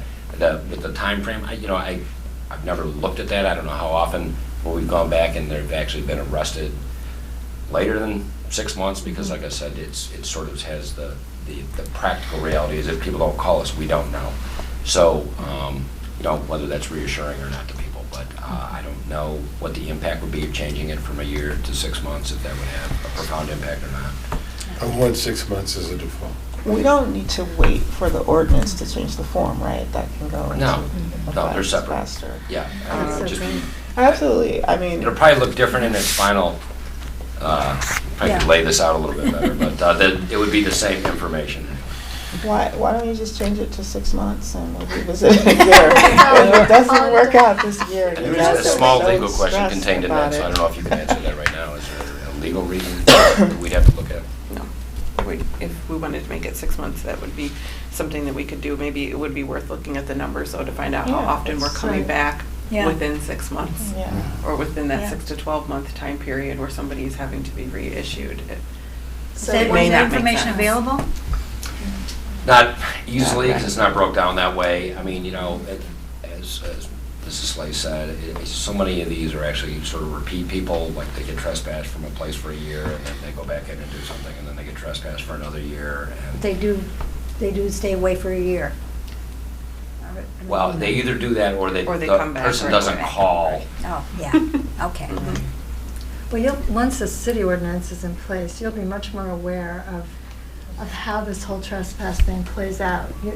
Right? Because it's been going to the county when it turns into a criminal. Yeah. But now you'll see the actual practical effect of it Well, in terms of. I was at the county for almost 10 years. I've Right, only been here a absolutely. year, so Right. I was seeing that for a very long period of Right. time, and our dockets a lot of times are combined. So No, the I state guess- prosecutor, I can see how that affects, but we don't have we're not as fancy as the county just yet. We don't have a computer system to kind of track that, but I can. No, I guess what probably I'm keep a saying is better- if we were to change it to 6 months and there's a city ordinance, Okay. if it does have to be enforced in a Sure. criminal way, you'll be aware of it right away, you'll see what the timeline is, Sure. you'll have much more information Sure. in a year, say, and that form can be changed back and forth. I know you don't want to confuse the Yeah. police, it's been a year, and you don't Not want to just the change it. police, but you don't want to Yeah, confuse it's the not citizens us. either. Yeah. I mean, they can roll with it, they'll Right. get a shift briefing memo and then Right. they'll adapt. I'm Okay. worried about our citizens if we're kind of flip-flopping back and forth. I don't think That's they not would good. object to being trespassed for 6 months instead of a No, year. but they might feel that it's, if we say 6 months and we try that and And it find that it's doesn't not work, work and we have and to then go you back to a year. yeah. But they I think still that's have hard the to option manage. of trespassing someone for a year, right? Up to They a year. can up to a Up to year, a but year, then even if the we're back to default that is 6 discretion again, months. where we don't want someone saying, well, how come you gave him 6 months and you gave her 1 year? But that's All discretion right, has you know, always been there. Am I? That's Hasn't that American discretion justice. Always been there? In- that But That I'm somebody saying that we gets- can be consistent. you can get 20 years for smoking a joint, and I've never smoked a joint in my life. You can get 2 weeks for telling a lie to the FBI. Am I lying? You know that's true. Never heard that, no. So it's Find okay. somebody to get 20 years for smoking a joint.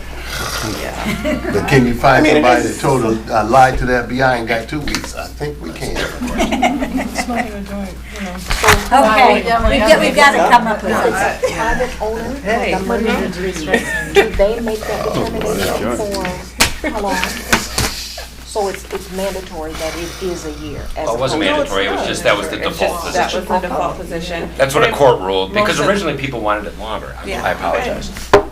I think people said, I permanently don't want this person to come back, and the court said, no, a year is reasonable, but no, you can't, we don't want you to permanently ban somebody. So somebody made that decision, you know, Up to the a judge year. made that decision It's that a always year was been- reasonable. Yeah. Up to a year, and it could always be less than a year. So we're just saying the. If they appeal it, it could be less than a year, it could be rescinded by the property owner too, or if they don't call us. So- Right. So if they don't call you, but the form has been issued, the trespass notice has been issued, isn't it still in effect up to that year? Yes, it's So- just not enforced because they didn't Someone call us.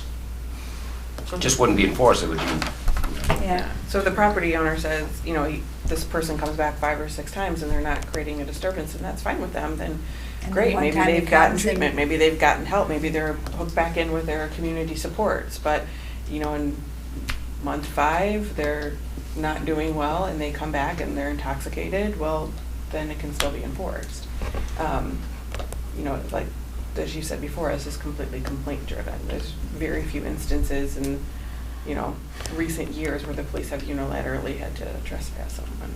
And even if the person gets arrested under the criminal trespass, generally their penalty is they spent that night in jail. I mean, like I said, people don't get sentenced to jail for those. I mean, I don't see a real compelling reason not to go with 6 months right now. I just don't. And I've heard you. So I just want to know, is there any reason why we can't just go with 6 months? I don't know if I have a right now? compelling reason against it. I'm not saying I do. Right. I just said I don't know what the impact would be. I've never looked at that actual. I think it's important to maybe look at our numbers from the recent year. I don't know, it's not a very easy task. These are kept in a binder, they're paper, there's not like a database to Right. pull up trespass, but I mean, I think that may provide insight as to the best way to proceed with that, is looking at it more empirically, other than. And if I can be glass half full, this Yeah. was a lot of movement, right, you know, in Yeah. a It positive certainly direction. was, yes, absolutely, thank you. Yes. Well, how much time, I mean, if you're the ones who need empirical evidence that up to a year is better than a 6-month default, how long I do don't you need empirical evidence, I just need to know, does it have some Does it type make of sense? negative impact or not? And you know, I don't, quite honestly, as I've said to Leslie, I don't have a data analyst to just say, you have nothing else to do but go through these 300 things and then look to see who got it. And so it's, you know, it's not even me disagreeing, I So just don't know. Is the default, I mean, they had, If we're going to be collecting more data for some time in Right. order to give us a baseline to compare the 6-month data to, could that also include better statistical data? Because one of the things we were asking about last time is that there was pretty poor demographic data. Like, we talked about the double counting of individuals and how it was very difficult to pull up any demographic data about what sort of individuals were red trespass. If we are going to do statistical reports, can we collect data So in a better way? we're on a consortium report writing system that is used by many, many other agencies called CLEMIS. Yes. And some of the search capabilities are not our control. So we save a ton of money by being in this consortium, but we get asked for an incredible variety. You know, I'll get asked, you know, how many cars are speeding by this school on a particular day? And I'm like, I have no way of getting you that information. So I know and I'm not being facetious here on TV, any question that's asked, you know, there's some supercomputer that'll give you the answer. But the system, while it's brilliant, it's also dumb. So it just says, here's the crime, you know, here's who did it. It doesn't say, oh, that's the same name that you just counted a minute ago. You have to look at all that stuff, and someone has to go through and count it. So, you know, we're making slow improvements in some of the reports we can run, but there's some things that just require manual effort. Since the police are all aware that, you know, it's up to a year, and you're in a situation where you're being asked to read someone trespass, and they've got this new form that says 6 months, and, you know, the store owner says, oh, I thought it was a year. The police officer says, oh, you can still do it up to a year. The default is just now set. You know what I mean? I just don't see what the... Practically, most of the time, it's not going to be the store owner who's going to be there. It's just, these trespasses, if you're kind of looking at them as a whole, it's 1:30 in the morning. You know, maybe the establishment is getting ready to close for the evening, they're not ready to leave, they're being disorderly. You're generally not going to have an actual owner present. You're going to have like a nighttime manager or a clerk who maybe doesn't have the discretion to say, oh no, this one's a year. And then we're getting back to selective, like this business always picks a year, and then we don't have that expectation. They already then had that right to do that. So I'm sorry? They already had the ability to go with 3 days instead of a year or 2 a year. You know, that we're just It's the just they're people not who give you physically the present form. when this is happening. Like the Right. practical application of it is that owners typically are not going to be there when this is happening. Right. So I don't know. I feel like we're the Human Rights Commission. We're speaking on behalf of the people, and we feel like a 6-month default is the better default. do you have certain businesses that do this a lot? trespass a lot. When you, Types. like I said, housing does it. No, I mean, are there certain actual businesses? In other words, if we wanted to pull the businesses. There are a couple. I mean, There are a couple of. there's some party stores that do, but once again, you know, they have a unique clientele. If you go hang out in the party store, there's a lot of people that come in that are highly intoxicated. When they tell them, I don't want to serve you, they start knocking things over. And the person working there will say, I don't want to go to court on this. You know, I lose money going to court on this. I just don't want the person to come back. Then the next day, the guy comes in sober and they don't call us. You know, so it really is a way many times to not arrest somebody. I know that sounds ironic. Yeah. I mean, I can imagine polling some businesses and finding out. I don't know where to go with this, I mean, but I know I- we've got to make it some. I mean, some I decision. appreciate the concerns that this body has on the individual's rights, but I also just want to stress the rights of property owners as well. I mean, and that's why when it comes to private property and businesses and such, I think they should have the right and have that year as a default. And my only concern with the year is for things like a library or riding the bus, where it's a public use and creates extreme hardship for the folks. So we have this appeal process in place, and I haven't been able to read it and understand the full effects of it. But, you know, to be honest with you, I am not sympathetic to that person who goes to that property that's owned privately and causes a disturbance and has been banned for a year. I am sympathetic to that person perhaps wasn't in the right state of mind and is not able to use the bus system for a year. Now that to me is troubling. So, you know, there are two different things here that I'm looking at. I don't see a year being that troublesome personally. There's a slightly different angle on this too. So the BTC actually had a process in place where they had their own sort of internal appeal over there. If, you know, a place like the library, maybe that would be something we could say to the library, you know, do you want to set this at a certain thing, or do you have a threshold? If that's, you know, that type of place is something you're concerned about. I mean, those public entities, I think, should be protected and treated differently than private property, and that's where I, you know, have concerns with just 6 months. Being a business owner, you know, it's not something we like to do, and we don't do it at all at my place. But I think we also need to be respectful of property rights and owners, as well as civil liberties as well, for individuals, and that's just something I'm just pushing back on a little bit. Would that help you, Corinne, and Vivian, and Dwight? It would help me. If library, bus station, It would help me. Okay. I'm speaking for me. yeah, It would help. okay. Would that It help would you? help. Huh? It would help. Okay. Is that something, I mean, we're gonna get data, I hope, again next year, so theoretically we could, Well, there's not See that how many it's locations. going. That might be something we can talk to them about too.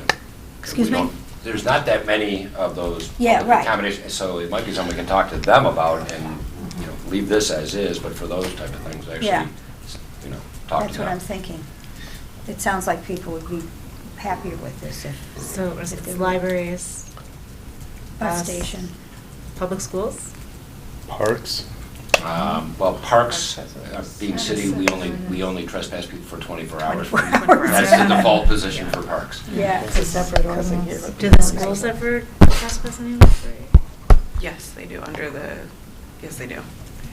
I have seen that. Trying to think of one. Usually that, once again, that's because there has been some type of There's a violence. violence or Criminal criminal, issue, yeah. additional Schools criminal don't thing. call us lightly to trespass people. The few that I'm thinking of are related to firearms.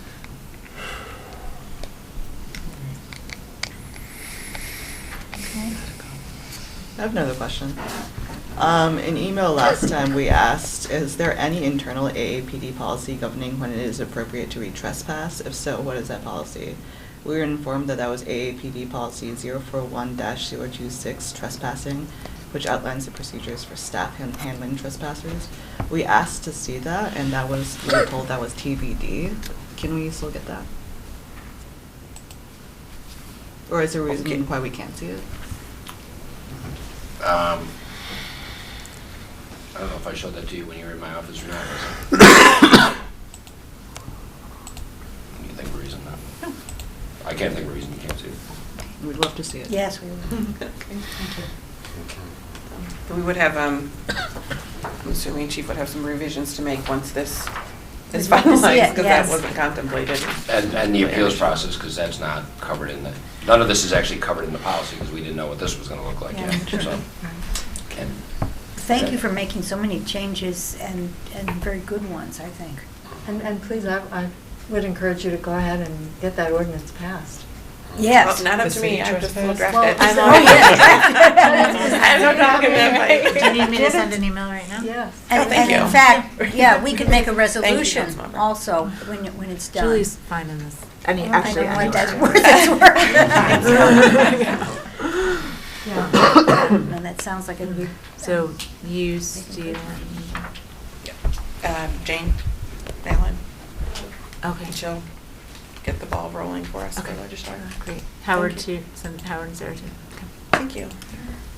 And you will look at libraries and bus station. And Just to- what happens to the form in the meantime? I mean, I'd Yeah. love to see at least these changes implemented. You know. Yes, yes, Since I it can agree. just be changed again if we decide, if we can, at least the changes that we agree on, one of the things that you read, if that at least could go into operation ASAP, that would be great. And if we can still work on the timing, that can be changed later if we have to, right? we intend to do all these Yeah. changes. Yes. Yeah, that was the only, that's why I said, I think there's a lot of I mean, good. I'd hate think to the only hold up thing the we things can- No, I don't we want- agree I on agree. So it's, because of this. We'll work on getting an email address that somebody will be routinely checking in regards to Okay. appealing from city property. Okay. So once that is, then we can probably go to press. Okay. And Thank what- you so much. What will outreach efforts look like to, We got 25 minutes. Blake Transit Center and the library? I don't know if that outreach was from us. Yeah. I thought that outreach might be more from somebody here. Were we talking about the police? So that I they think I don't know are- that that's Great a place to HRC. focus. But it's already been, Those who are, no, I'm just curious, because Syntax. I would like if that's the compromise that we've laid on the table for it to happen, you know, so I'm just wondering what that will look like. I'm not even offering that as a compromise, just as a suggestion, because that was You concern their default. the first It's time left I'm with going a year. it's almost Essentially like an like automatic appeal that was determined. You know, that might be a way to do a work. Could we at least? nothing before. come out with a summary? So, but, you know, if you talk Start to the whole people at the thing. library, It's been like this. And No, I don't, I'll do that. that so they are going to change this position. speak for them. Okay. And at the Blake Transit Center as well, do you think? What do you say? That Yeah, they'll probably like they already have a system to appeal there, so they already recognize that there might not be, where they don't want it to go automatically to a year. Do you use that form though? For the original trespass, yes, but they, like I said, they have their own internal appeal that they told people about, so. Right, but if the police are called and asked to issue this form, then I guess speaking to Jordan's question, we're asking that the form be revised. So when will they get that revision to know of the changes and start realizing that, as opposed to anyone else who may request police assistance to issue trespass? So these forms are triplicate with carbon copy. It's the most effective way. So you have the first notice, goes to the person who's been given the trespass. One goes to the property owner, and then one goes back to the PD, so that they can keep it in a really cool binder up at the band desk. Right. But that wasn't my question. My question is, we're rolling out a new form in essence. Yes. So how will the general public know this is now in effect? And how will the police, who were then asked to intervene, when will they start utilizing this form? we're learning tonight that this form is going to be printed and disseminated to all parties who. Okay. So my question then is, how does that information get communicated to the general public along with these changes? We're going to do our part. We can put it on our website and our Facebook page, and you know, hopefully MLive will pick up this commission meeting and publish it. But I mean, that's usually what happens. But I'm just saying, as a general rule, how will we communicate to the general public there is a new trespass form in effect? Okay. I think I would think that the average person wouldn't care about this unless they were being served with trespass, and probably if you did a quiz right now, couldn't tell you much about this because they've never been involved in it. I think the form will spell out anything, you know, everything for the person who's asking for trespass to be read and for the person that actually receives the information trespass. So It might be something that the HRC wants to work with the city's comp team. Should we open it up? yeah, you know, or I don't know. I don't know if we normally do this, but put it on the city's website. Here's the new form. I don't, you know.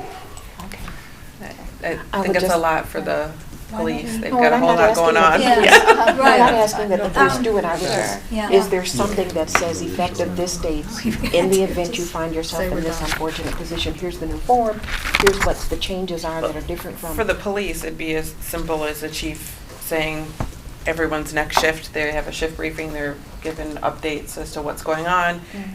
Hey everyone, there's a new trespass form, it's 6 months, it's 1 year, or these are the changes that we've made, there's a copy for everyone to take a look at before you go out onto the road. This So changes that- very little from the police end. It really doesn't This is at all. more on the back end. I mean, to the officer, Sure. this is What- essentially what- the same thing they're doing now.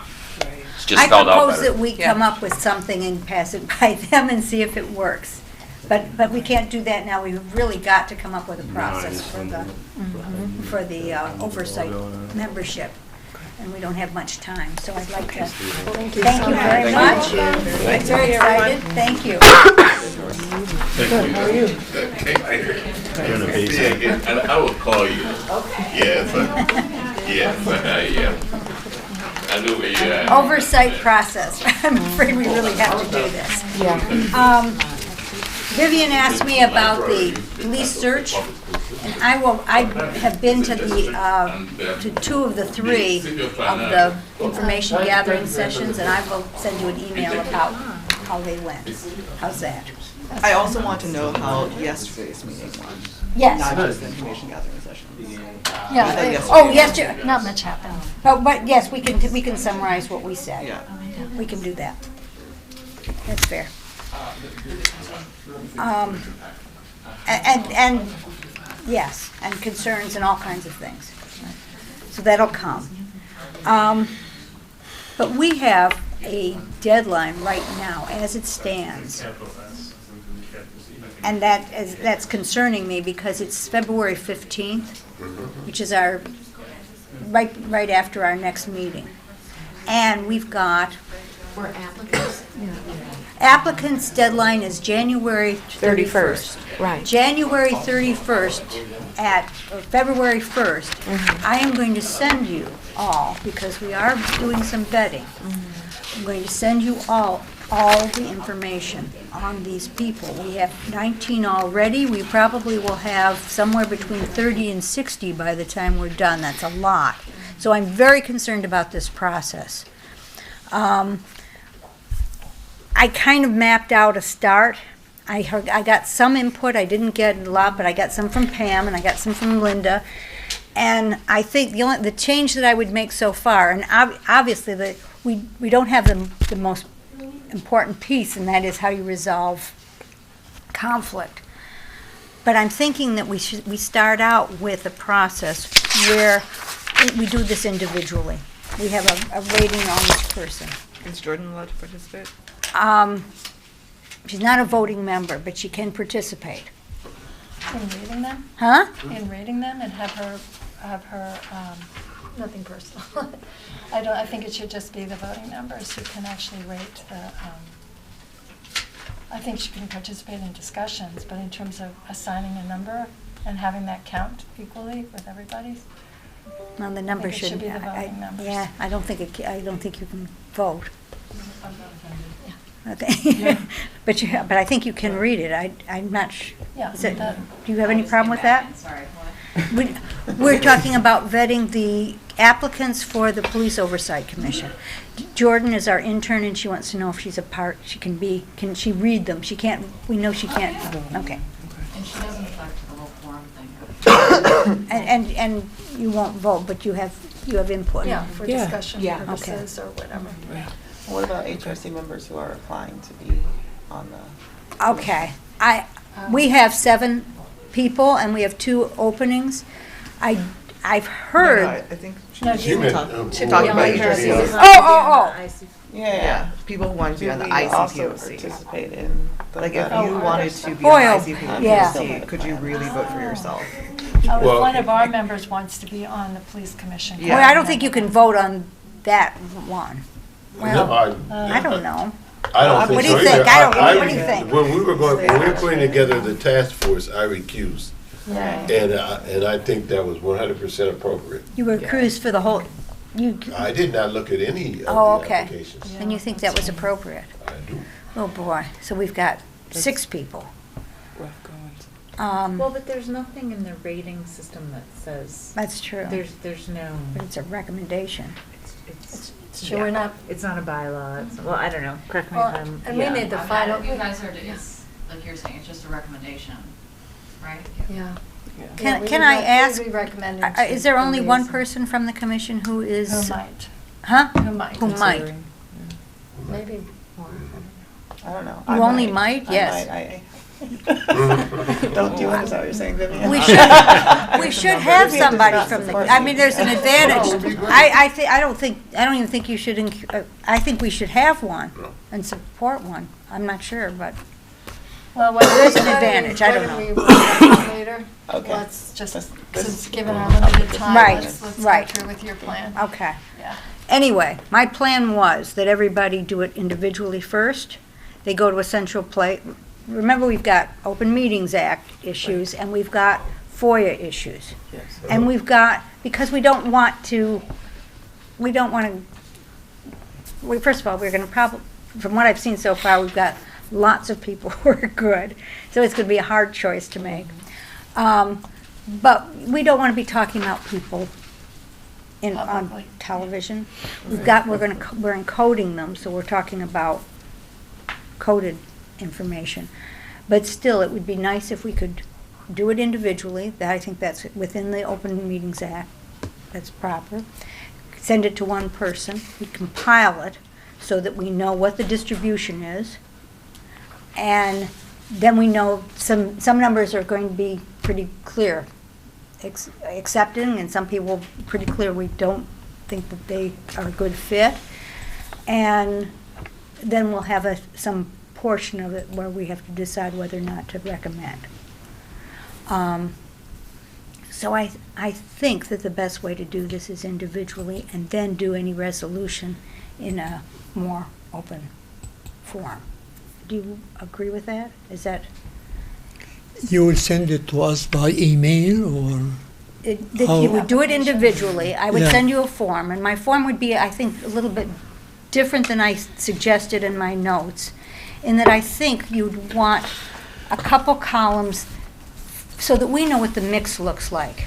We may have some determining information about these people, and you want some attorneys, perhaps, you want some people of some representation by race and gender, you want some, which doesn't mean you want all those people of any of that group, but you want to make sure that whatever group you pick has a good mix of those qualities. So we may have maybe 4 or 5 qualities that we also want to, not rate, but say they either have them or they don't, or. But were you asking if Leslie's going to send us all the applications by email? I am, yes, I am. Yes. Yeah, So, okay. yes. So, Divided evenly. Divided evenly. No, everybody gets everything. Okay.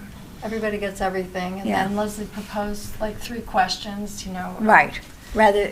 One is this person would, be a great, fit for the commission. 2, would have some good qualities to you know, to contribute, and 3 maybe isn't a good fit, and then you rate them 1, 2, 3. And then you can keep notes, but you would keep your notes so that Right, we you wouldn't, weren't sharing no them one so would they have couldn't be, Void. we, you know, we don't want So people to that's be hurt in this process in any way, so. Okay. We're trying to come up with some way.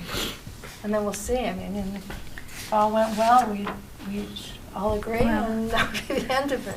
And when we talked about the task force, we did do that fairly publicly, where people said, you know, what about number 13? But the difference is, this time there's the list of candidates is being publicly released before we Not look the at them. applications, just the names. The names. The names, What the right. difference with that is that But we then had a people- code and people didn't know who all the people Actually, were. I would love some, I got a question from the city today. They said, how do you want us to release those names? If Mhm. there's any feedback from this group, I'd be very open to You hearing. mean in what forum, like where? kind of Yeah, thing? or how, or. They also said it's like a quick turnaround, but it's really just a list of names, so. Yeah, I think if. just in a newspaper article, I don't know, boy. Oh, I don't like even the think fact that they're saying they're a list I of know, names, but yeah. since they are. I mean, I don't know. We were just trying to make it, you know, Transparent. Yeah, trying to make it transparent. Right. Well, And we thought names, as opposed to just putting out all the applications for people to see without having to FOIA them, was kind of a. no, they really I mean, should. we're working on this as we go. You know, this is not going to be Right. a perfect process. But so we were, you know, trying to come up with some compromise positions, and that's one of the things we thought it was. Since the names are going to get out there one way or, you know, better to maybe just release the names, and then. And I think also it allows members of the community to speak up if they think this person is really good or maybe this person Absolutely. isn't good. So, Because so we we do get. want that next, you know, kind of a soft Mhm. deadline of those next 2 weeks, and we Right. said we'll take input throughout the process. Right. But, you know, the idea is in those first 2 weeks in Mhm. February especially, or even beforehand, but once to be able to get community input, Mhm. Yeah. so that different groups can advocate for Yeah. applicants if they so choose. I don't know, So where you're publishing the list of names after the January 31 Yes. Correct. deadline? Mhm. Okay.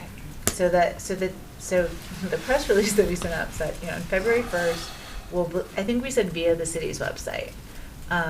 So I think they said, you know, so they were asking who here would basically send the names to someone on city staff Oh, well, we to can be send them. released.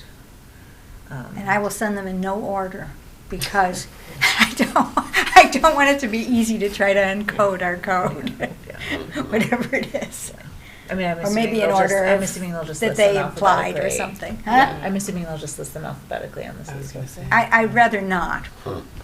Not even alphabetically? No. No, because No. because it's hard to code them, Okay. and if they're alphabetic, it's easier to figure out Oh, the we'll code. I do think. something You don't else. think so? We We'll can do mix them something. up ourselves. We could, and we then could. give them other letters or Yeah, whatever. my guess is staff is going to That's fine. I list don't- them Read. They're gonna- Read. okay. Yeah. But Leslie, we Okay, have talked we about could. possibly having a working group of like We 4 could of do us, that. as long as it's not a quorum, to try to resolve it instead of meeting and trying to could do do it that. openly at the meeting.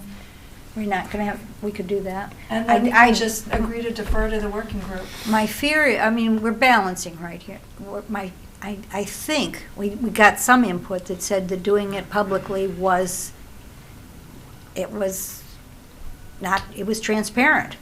Everybody knew, and some people thought that was fair. I didn't get a lot of input either way, so I don't know if that's representative or not. I'd certainly rather do all of this in a working group, if Yeah, that's In possible. a private working group? Yeah, but Uh, it's not transparent. How would you feel about that? I feel strongly the other way. I would prefer to do this in an Okay. open meeting. Really? So I don't think I would feel comfortable saying something, if I had negative information about somebody, saying it publicly. And what if it's not true? I mean, maybe it was, you know, I mean, I guess that's why you want it publicly, so that people can Well, tell what- you it's not true. But I think I can't imagine city council ever meeting and talking publicly about the pros and cons of hiring somebody. But I think that's one And the of the- only difference here is that these people are not being paid. I think But it's one of the still reasons people, that it's they still. wanted us to do it though Yes. is because we did hold open meetings on this. One of the- But we didn't talk about them by name No, then, we and didn't. now Oh, and all we're the not names going are to. gonna be released, and so they'll be The much more names- fine, identifiable. their names are going to be released, but if we still talk about candidates like X, I guess if we're very careful about it, but Gotta people be who know careful. people will, it won't be too hard to be able to identify them. I don't know that it would have been Difficult, even if you difficult. didn't know. I don't You'd know have to it know who had applied. knowing that you applied, like say, Right. I am one of the people who applied and I'm watching this meeting. Right. I think it wouldn't have been hard for some people to be like, that's me that they're talking about Right, right right. now in this Right. instance Right. anyways. And that's why we were Okay. very careful in the press release to, try to make, because it Yeah. is all foible and it is all, Yeah, it is. Well, whatever you think, I mean. This you was can do kind of whatever a, you this, want. I mean, I think this, I'm going to defer to this group for how you Yeah. want to do the process, because Yeah. we have our own process and Right. so, but part of also saying we wanted to release the names was kind of a signal to applicants, like, hey, Yeah. you're entering into a public sphere when you No, I think when that you was a do good this. thing, Right. because it is a public sphere. Okay, well, then we should just We should, then we should decide, do you want to it. do it all publicly, that's fine. Okay. I So- like the idea of it being coded, especially because I was on the subcommittee Right. for the task force selection. And we had an incident occur when we met as a commission in discussing one of the applicants for that subsequently ended up not being correct about that one applicant. So we run the risk, it comes with the territory, in publishing the names of the applicants for the Oversight Commission. There will always be someone who, in recognizing a name, will have some knowledge about one of those applicants. And hopefully the information communicated or disseminated is accurate. But it comes with the territory. So I think as long as we're as open and transparent as possible, and we set some ground rules about being respectful of all applicants, because we already know, those of us who've seen some of them, that at least one of them doesn't meet the minimum requirement for being on the commission, because they are, I won't even go further, they don't meet the minimum requirement for being on this commission, the Oversight Commission.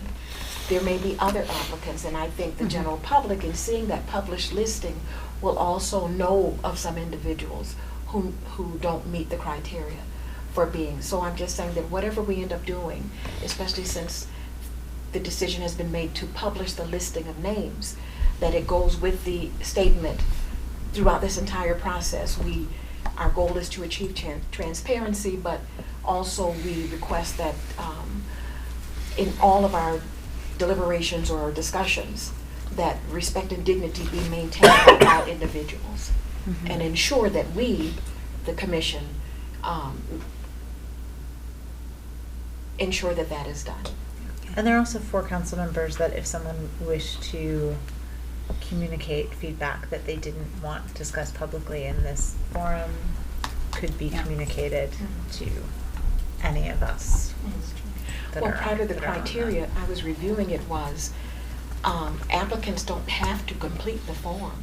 They can verbally express interest, and the commission, the Human Rights Commission, has been charged with interviewing that person and then putting forth that name. So it's not just predicated solely on the application or just stating to anyone, I want to be a part of it. So we've made provisions for other ways to apply and be considered. Do we need to decide now how many of the applicants, we talked about recommending more than the 11. number that will actually get appointed. Do we want Yeah, to just I- wait and see what the applicant pool looks like to determine how many we might actually want, Might be a- names we want to Yeah, send them? that might be a good idea to wait, Okay. get an idea of what we get. We could also use the meeting in February as sort of the meeting to resolve conflicts. That's what like- we have to Yeah. do. Because I feel like, like last time, the majority of the applicants are either going to be an easy yes Right. or an easy no. That's Yes. And then we don't have to discuss them. Right. And we can just use that meeting to discuss Yeah. the ones in the middle. Yeah. Which are also further anonymizes some of the That's true, discussion. because you're If not we're talking only about really talking about everybody. five, I'd say maybe We'll five. know if I, please try to leave room during the first 2 weeks in February to respond quickly. If you get the information on the 1st, the sooner we get everybody's back, the more we'll have a good idea of how much work we've got to do and whether we have to have a meeting or a work group or whatever before the 15th, because the 15th is or whatever, is it the 15th? 13th is our last chance. So that will help a lot. Try to give you a deadline. I think if people have, if applicants have submitted, there's nothing to keep members from reading those applications prior to the January 31st deadline. Some people have talked to me about that maybe making some people have an advantage. They don't think it's fair. I don't know how do you feel about that? It's just a time management issue to me. It is, there is a time management issue about this. It No never question. made any difference when I was hiring people, whether I saw your resume early or late. That's irrelevant. Did you get it in on time? Right. So I would hope that I would never be so weak as to say the first one in is the one I want to accept. Actually, give you more time to actually think about them, but what are you thinking, Corinne? You're making faces. So- Have some feelings about this. I don't have feelings. Okay. Does anybody feel that it would be I unfair just for? want to understand the process. We are going to select 20, 25 out of the applicant, whatever. We don't know. 50.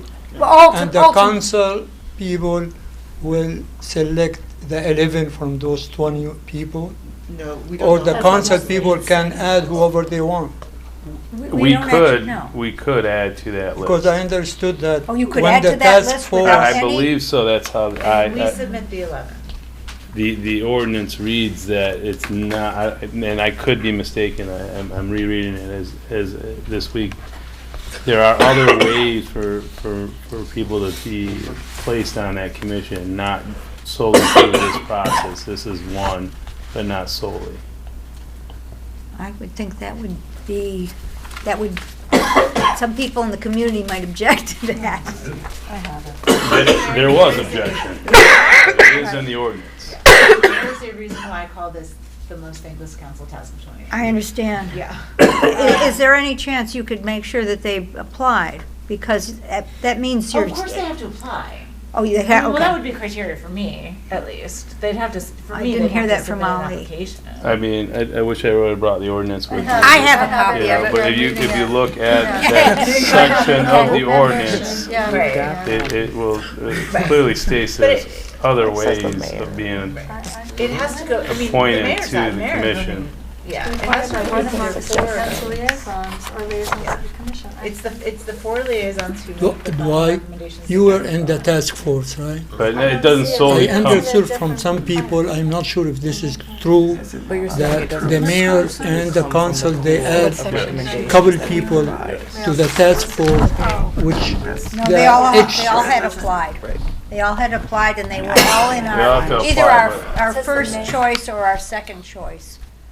It says the mayor, So city, the and mayor other community and the organizations city may did solicit not, the council recommendations did for not add nominations any people, No. you did for not applicants. approve? But then I think they still Yes, either there need was to one. apply or interview. I understood there were Okay, well, one or But the two. actual applications, I think, have to come.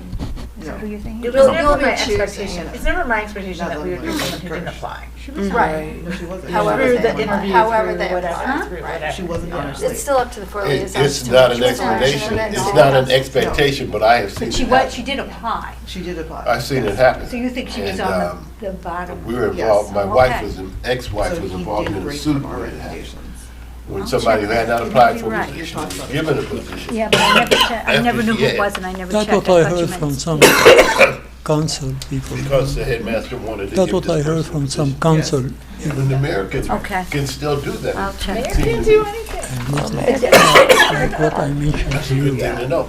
There is I one mean, the original proposed ordinance was coming from the mayor, and part of the there regardless what you say or tweaking and compromising was, better I to told you have about four him. council members do it so that I'll it's talk not to you one about person. it. I don't know. I can't do There's one guy I knew 4 days ago.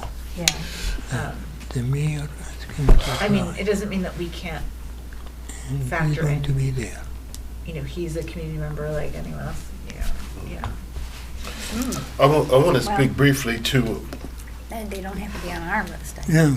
I didn't have any trouble with your process, Okay. but I want to speak very briefly to a couple of things that are on the worksheet.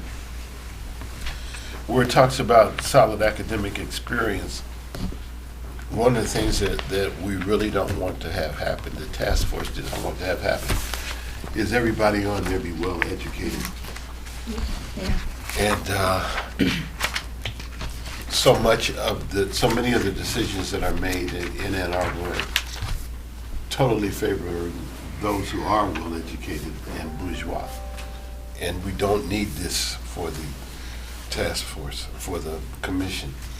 And there's a word here under one of the concerns, and I mean, I know this is not like God that we have here, but I want it in our minds. May be too naive to be effective. What does naive mean? No, wait a minute. What I'm doing, is this example is what somebody might write notes to I themselves. know that. I know that fully. Why can't- But if somebody says to herself or himself, this person is too naive to be honest, what does that mean? Well- I'll give you a concrete example. When I was working on coming up with an ordinance, I used 28 people. You've heard me say this before. I used 28 different people from across many different lines. One woman who I asked if she would give me reflections on a police oversight commission said, I can't because that's not an issue that I'm concerned with. She had a couple degrees. She's a famous author. She's white. She lives in San Francisco, but she said, this is not my issue.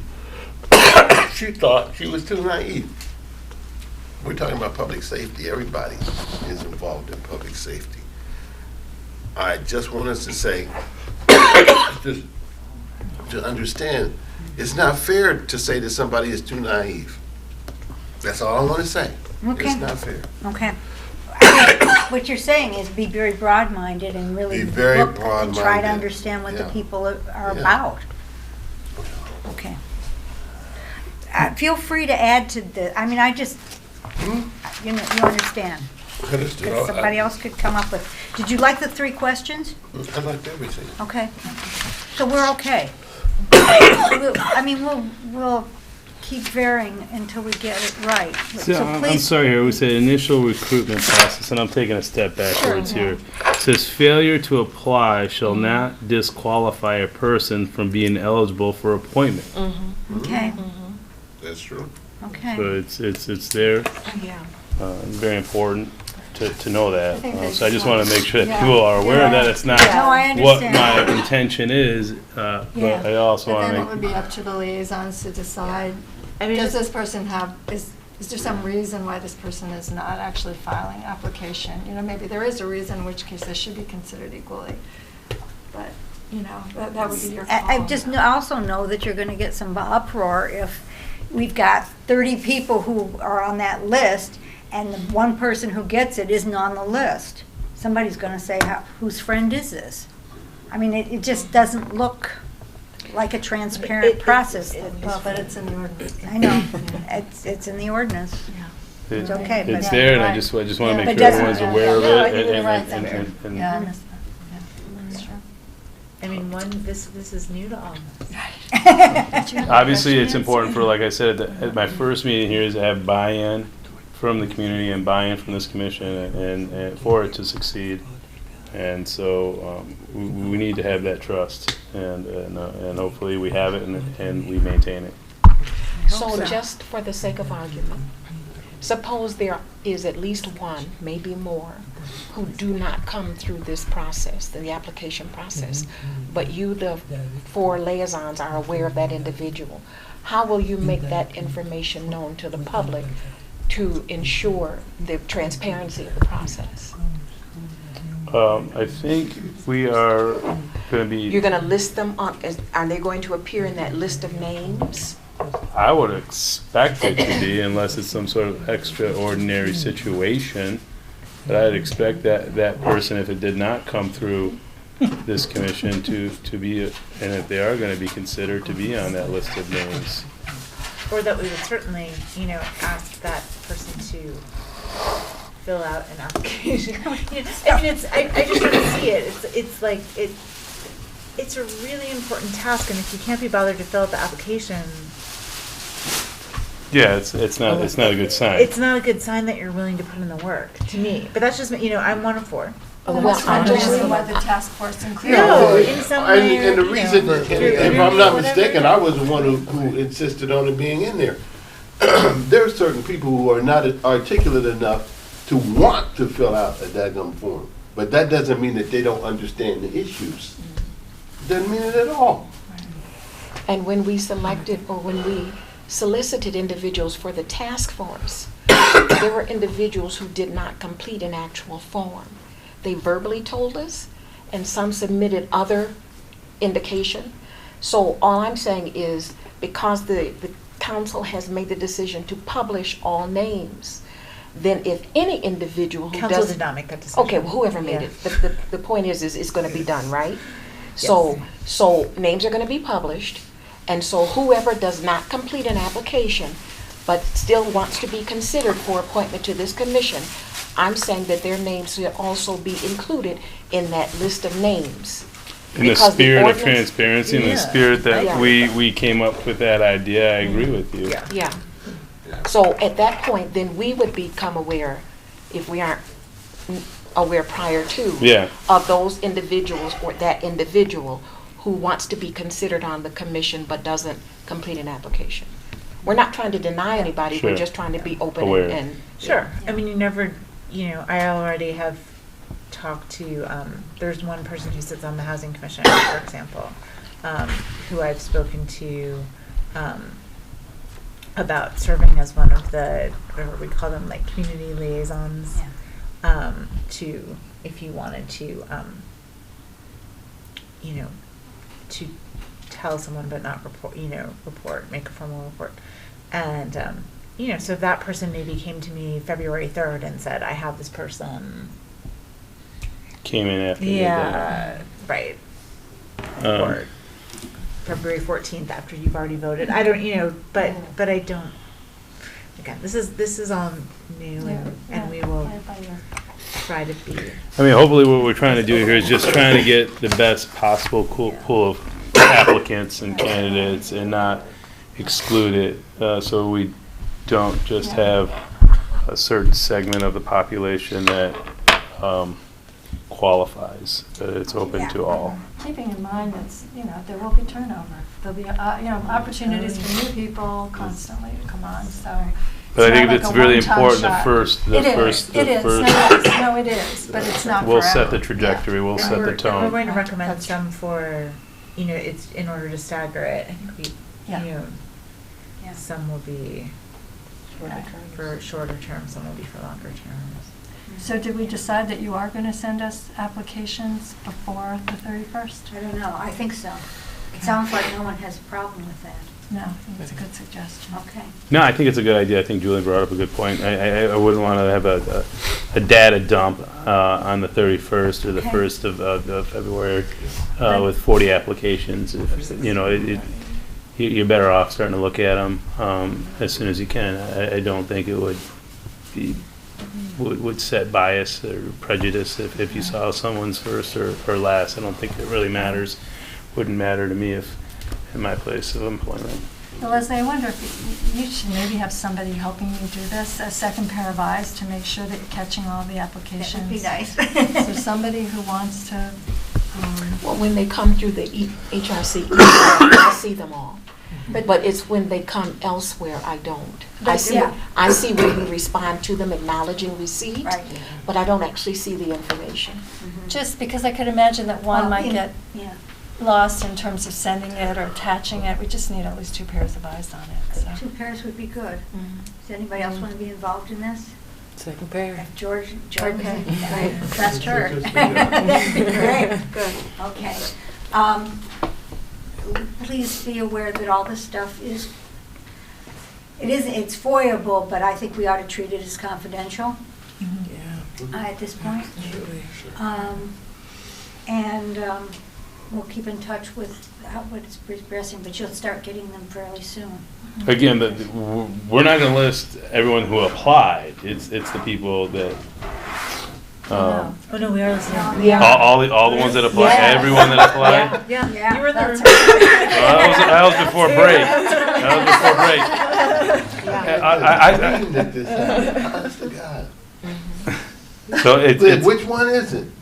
We are all, listening, everyone. all the ones that That's applied. what it That's said what in it said. that's what Yeah. it said in the press release. Mm-hmm. Yeah, just to, because we're gonna Okay, hear, well, why thanks didn't for you pick correcting me. that person, you know? Okay. We may be, well, they didn't apply. Yeah. Or, Okay, yeah, I think you're right. That's why we put it out there so they knew their names would appear. Right, that's what we put it on. Yeah, Yeah, that's just right. know. I'm sorry, now it's No, coming no, back to it's me. all- no, it's all it's good. it's okay. Um, Yeah. yes. Is there, I think we got it then. We've got at least the beginning and Thank you. I know we'll this is get a tremendous. Excuse me? I know this is a tremendous amount of work. Thank you. Thank you. Yeah. I think we're. And everyone, I think, appreciates the gravity and the seriousness of it and wants to get it right. Yeah. And we have done it before, and we did a good job, I think. And we've been working on this for way too years, 3 years, 4 Four. years. 4 years, we So- care a so lot. we gotta, finally we're here, so we gotta get it right. But it is, we really do have to be open, and we do have to think about a mix, and that is, Yeah. Pam pointed this out, and I think it's true. When we did it the last time, we kept thinking, because we were going to pick 15 or something out of the 11, I mean, we knew that we were not only looking for people, we were looking for a mix of people. And that's why I'm going to put in some extra columns, because I want us also to think about, we have to think about the mix to some extent. You don't want all of them to be lawyers. You don't want all of them to be one race. You don't want all of them to be men or women or, I mean, you want that Diversity. balance. Diversity. Yeah. Yeah. Thank you. So, okay. I And think, we don't have to do the complaint procedures, they can wait. till- well, I think we'll have to wait. Yeah, that's fine. I think it's time to You go. know, we can So still can I use just them. mention one brief? Sure. We got a referral from a council member, I just haven't had time to address it this week. Someone from the community that is working on some fair food issues. Yes. Is, Oh. is Elizabeth? wanting to, Yeah. yes, did you Yes. get it? Yeah, You yes, got I it. did. Okay, I did. good, then. And I will send it to you. And I will also send you the comments about the police search. That Green, referral for the Linda, HRC or for the Leslie, ICP? and, huh? This is a referral for the ICPOC or? No. for No, HRC? no, just HRC about a fair food issue at the university. It's with the University of Michigan's food court and the union, and choosing vendors that practice fair labor standards and passing a resolution of sorts, obviously non-binding, asking the University of Michigan to respect the fair labor practices and not to choose companies that violate that, i.e. Wendy's is the issue. I think is the one that's been kind of singled out as a corporation that doesn't practice fair labor. Problem we always have whenever the university comes up is that we don't really have jurisdiction. Yeah. We can call and ask nicely, Right. And I brought it I brought it to Student Advisory Council today. Okay. As well, and they Okay. felt like this was really, I said, well, why didn't they talk to us first? Yeah, yeah. Like, Yeah. we're, because it really, It does make I sense. think it really is sort of a student government association. Yeah. Right. Clearly under their jurisdiction, Jurisdiction. but I think they're trying to reach out Yeah. more broadly to the That's community, fine. to council, Yeah. to this group. It's good to raise awareness to of get, everything else. to get support. Yeah. Yeah, but Yeah. clearly, I don't think they're asking Okay. for anything binding. I think they're just looking for more broad-based support from the community Good. in their work. Or maybe this commission asking, Yeah. the student body to take action on it, perhaps, Yeah, yeah. So maybe a resolution, I've got it and I will send it to you. Okay, thank you. All right. Anything else? I think we've got a plan then. I'll move to adjourn. Second? All in favor? Aye.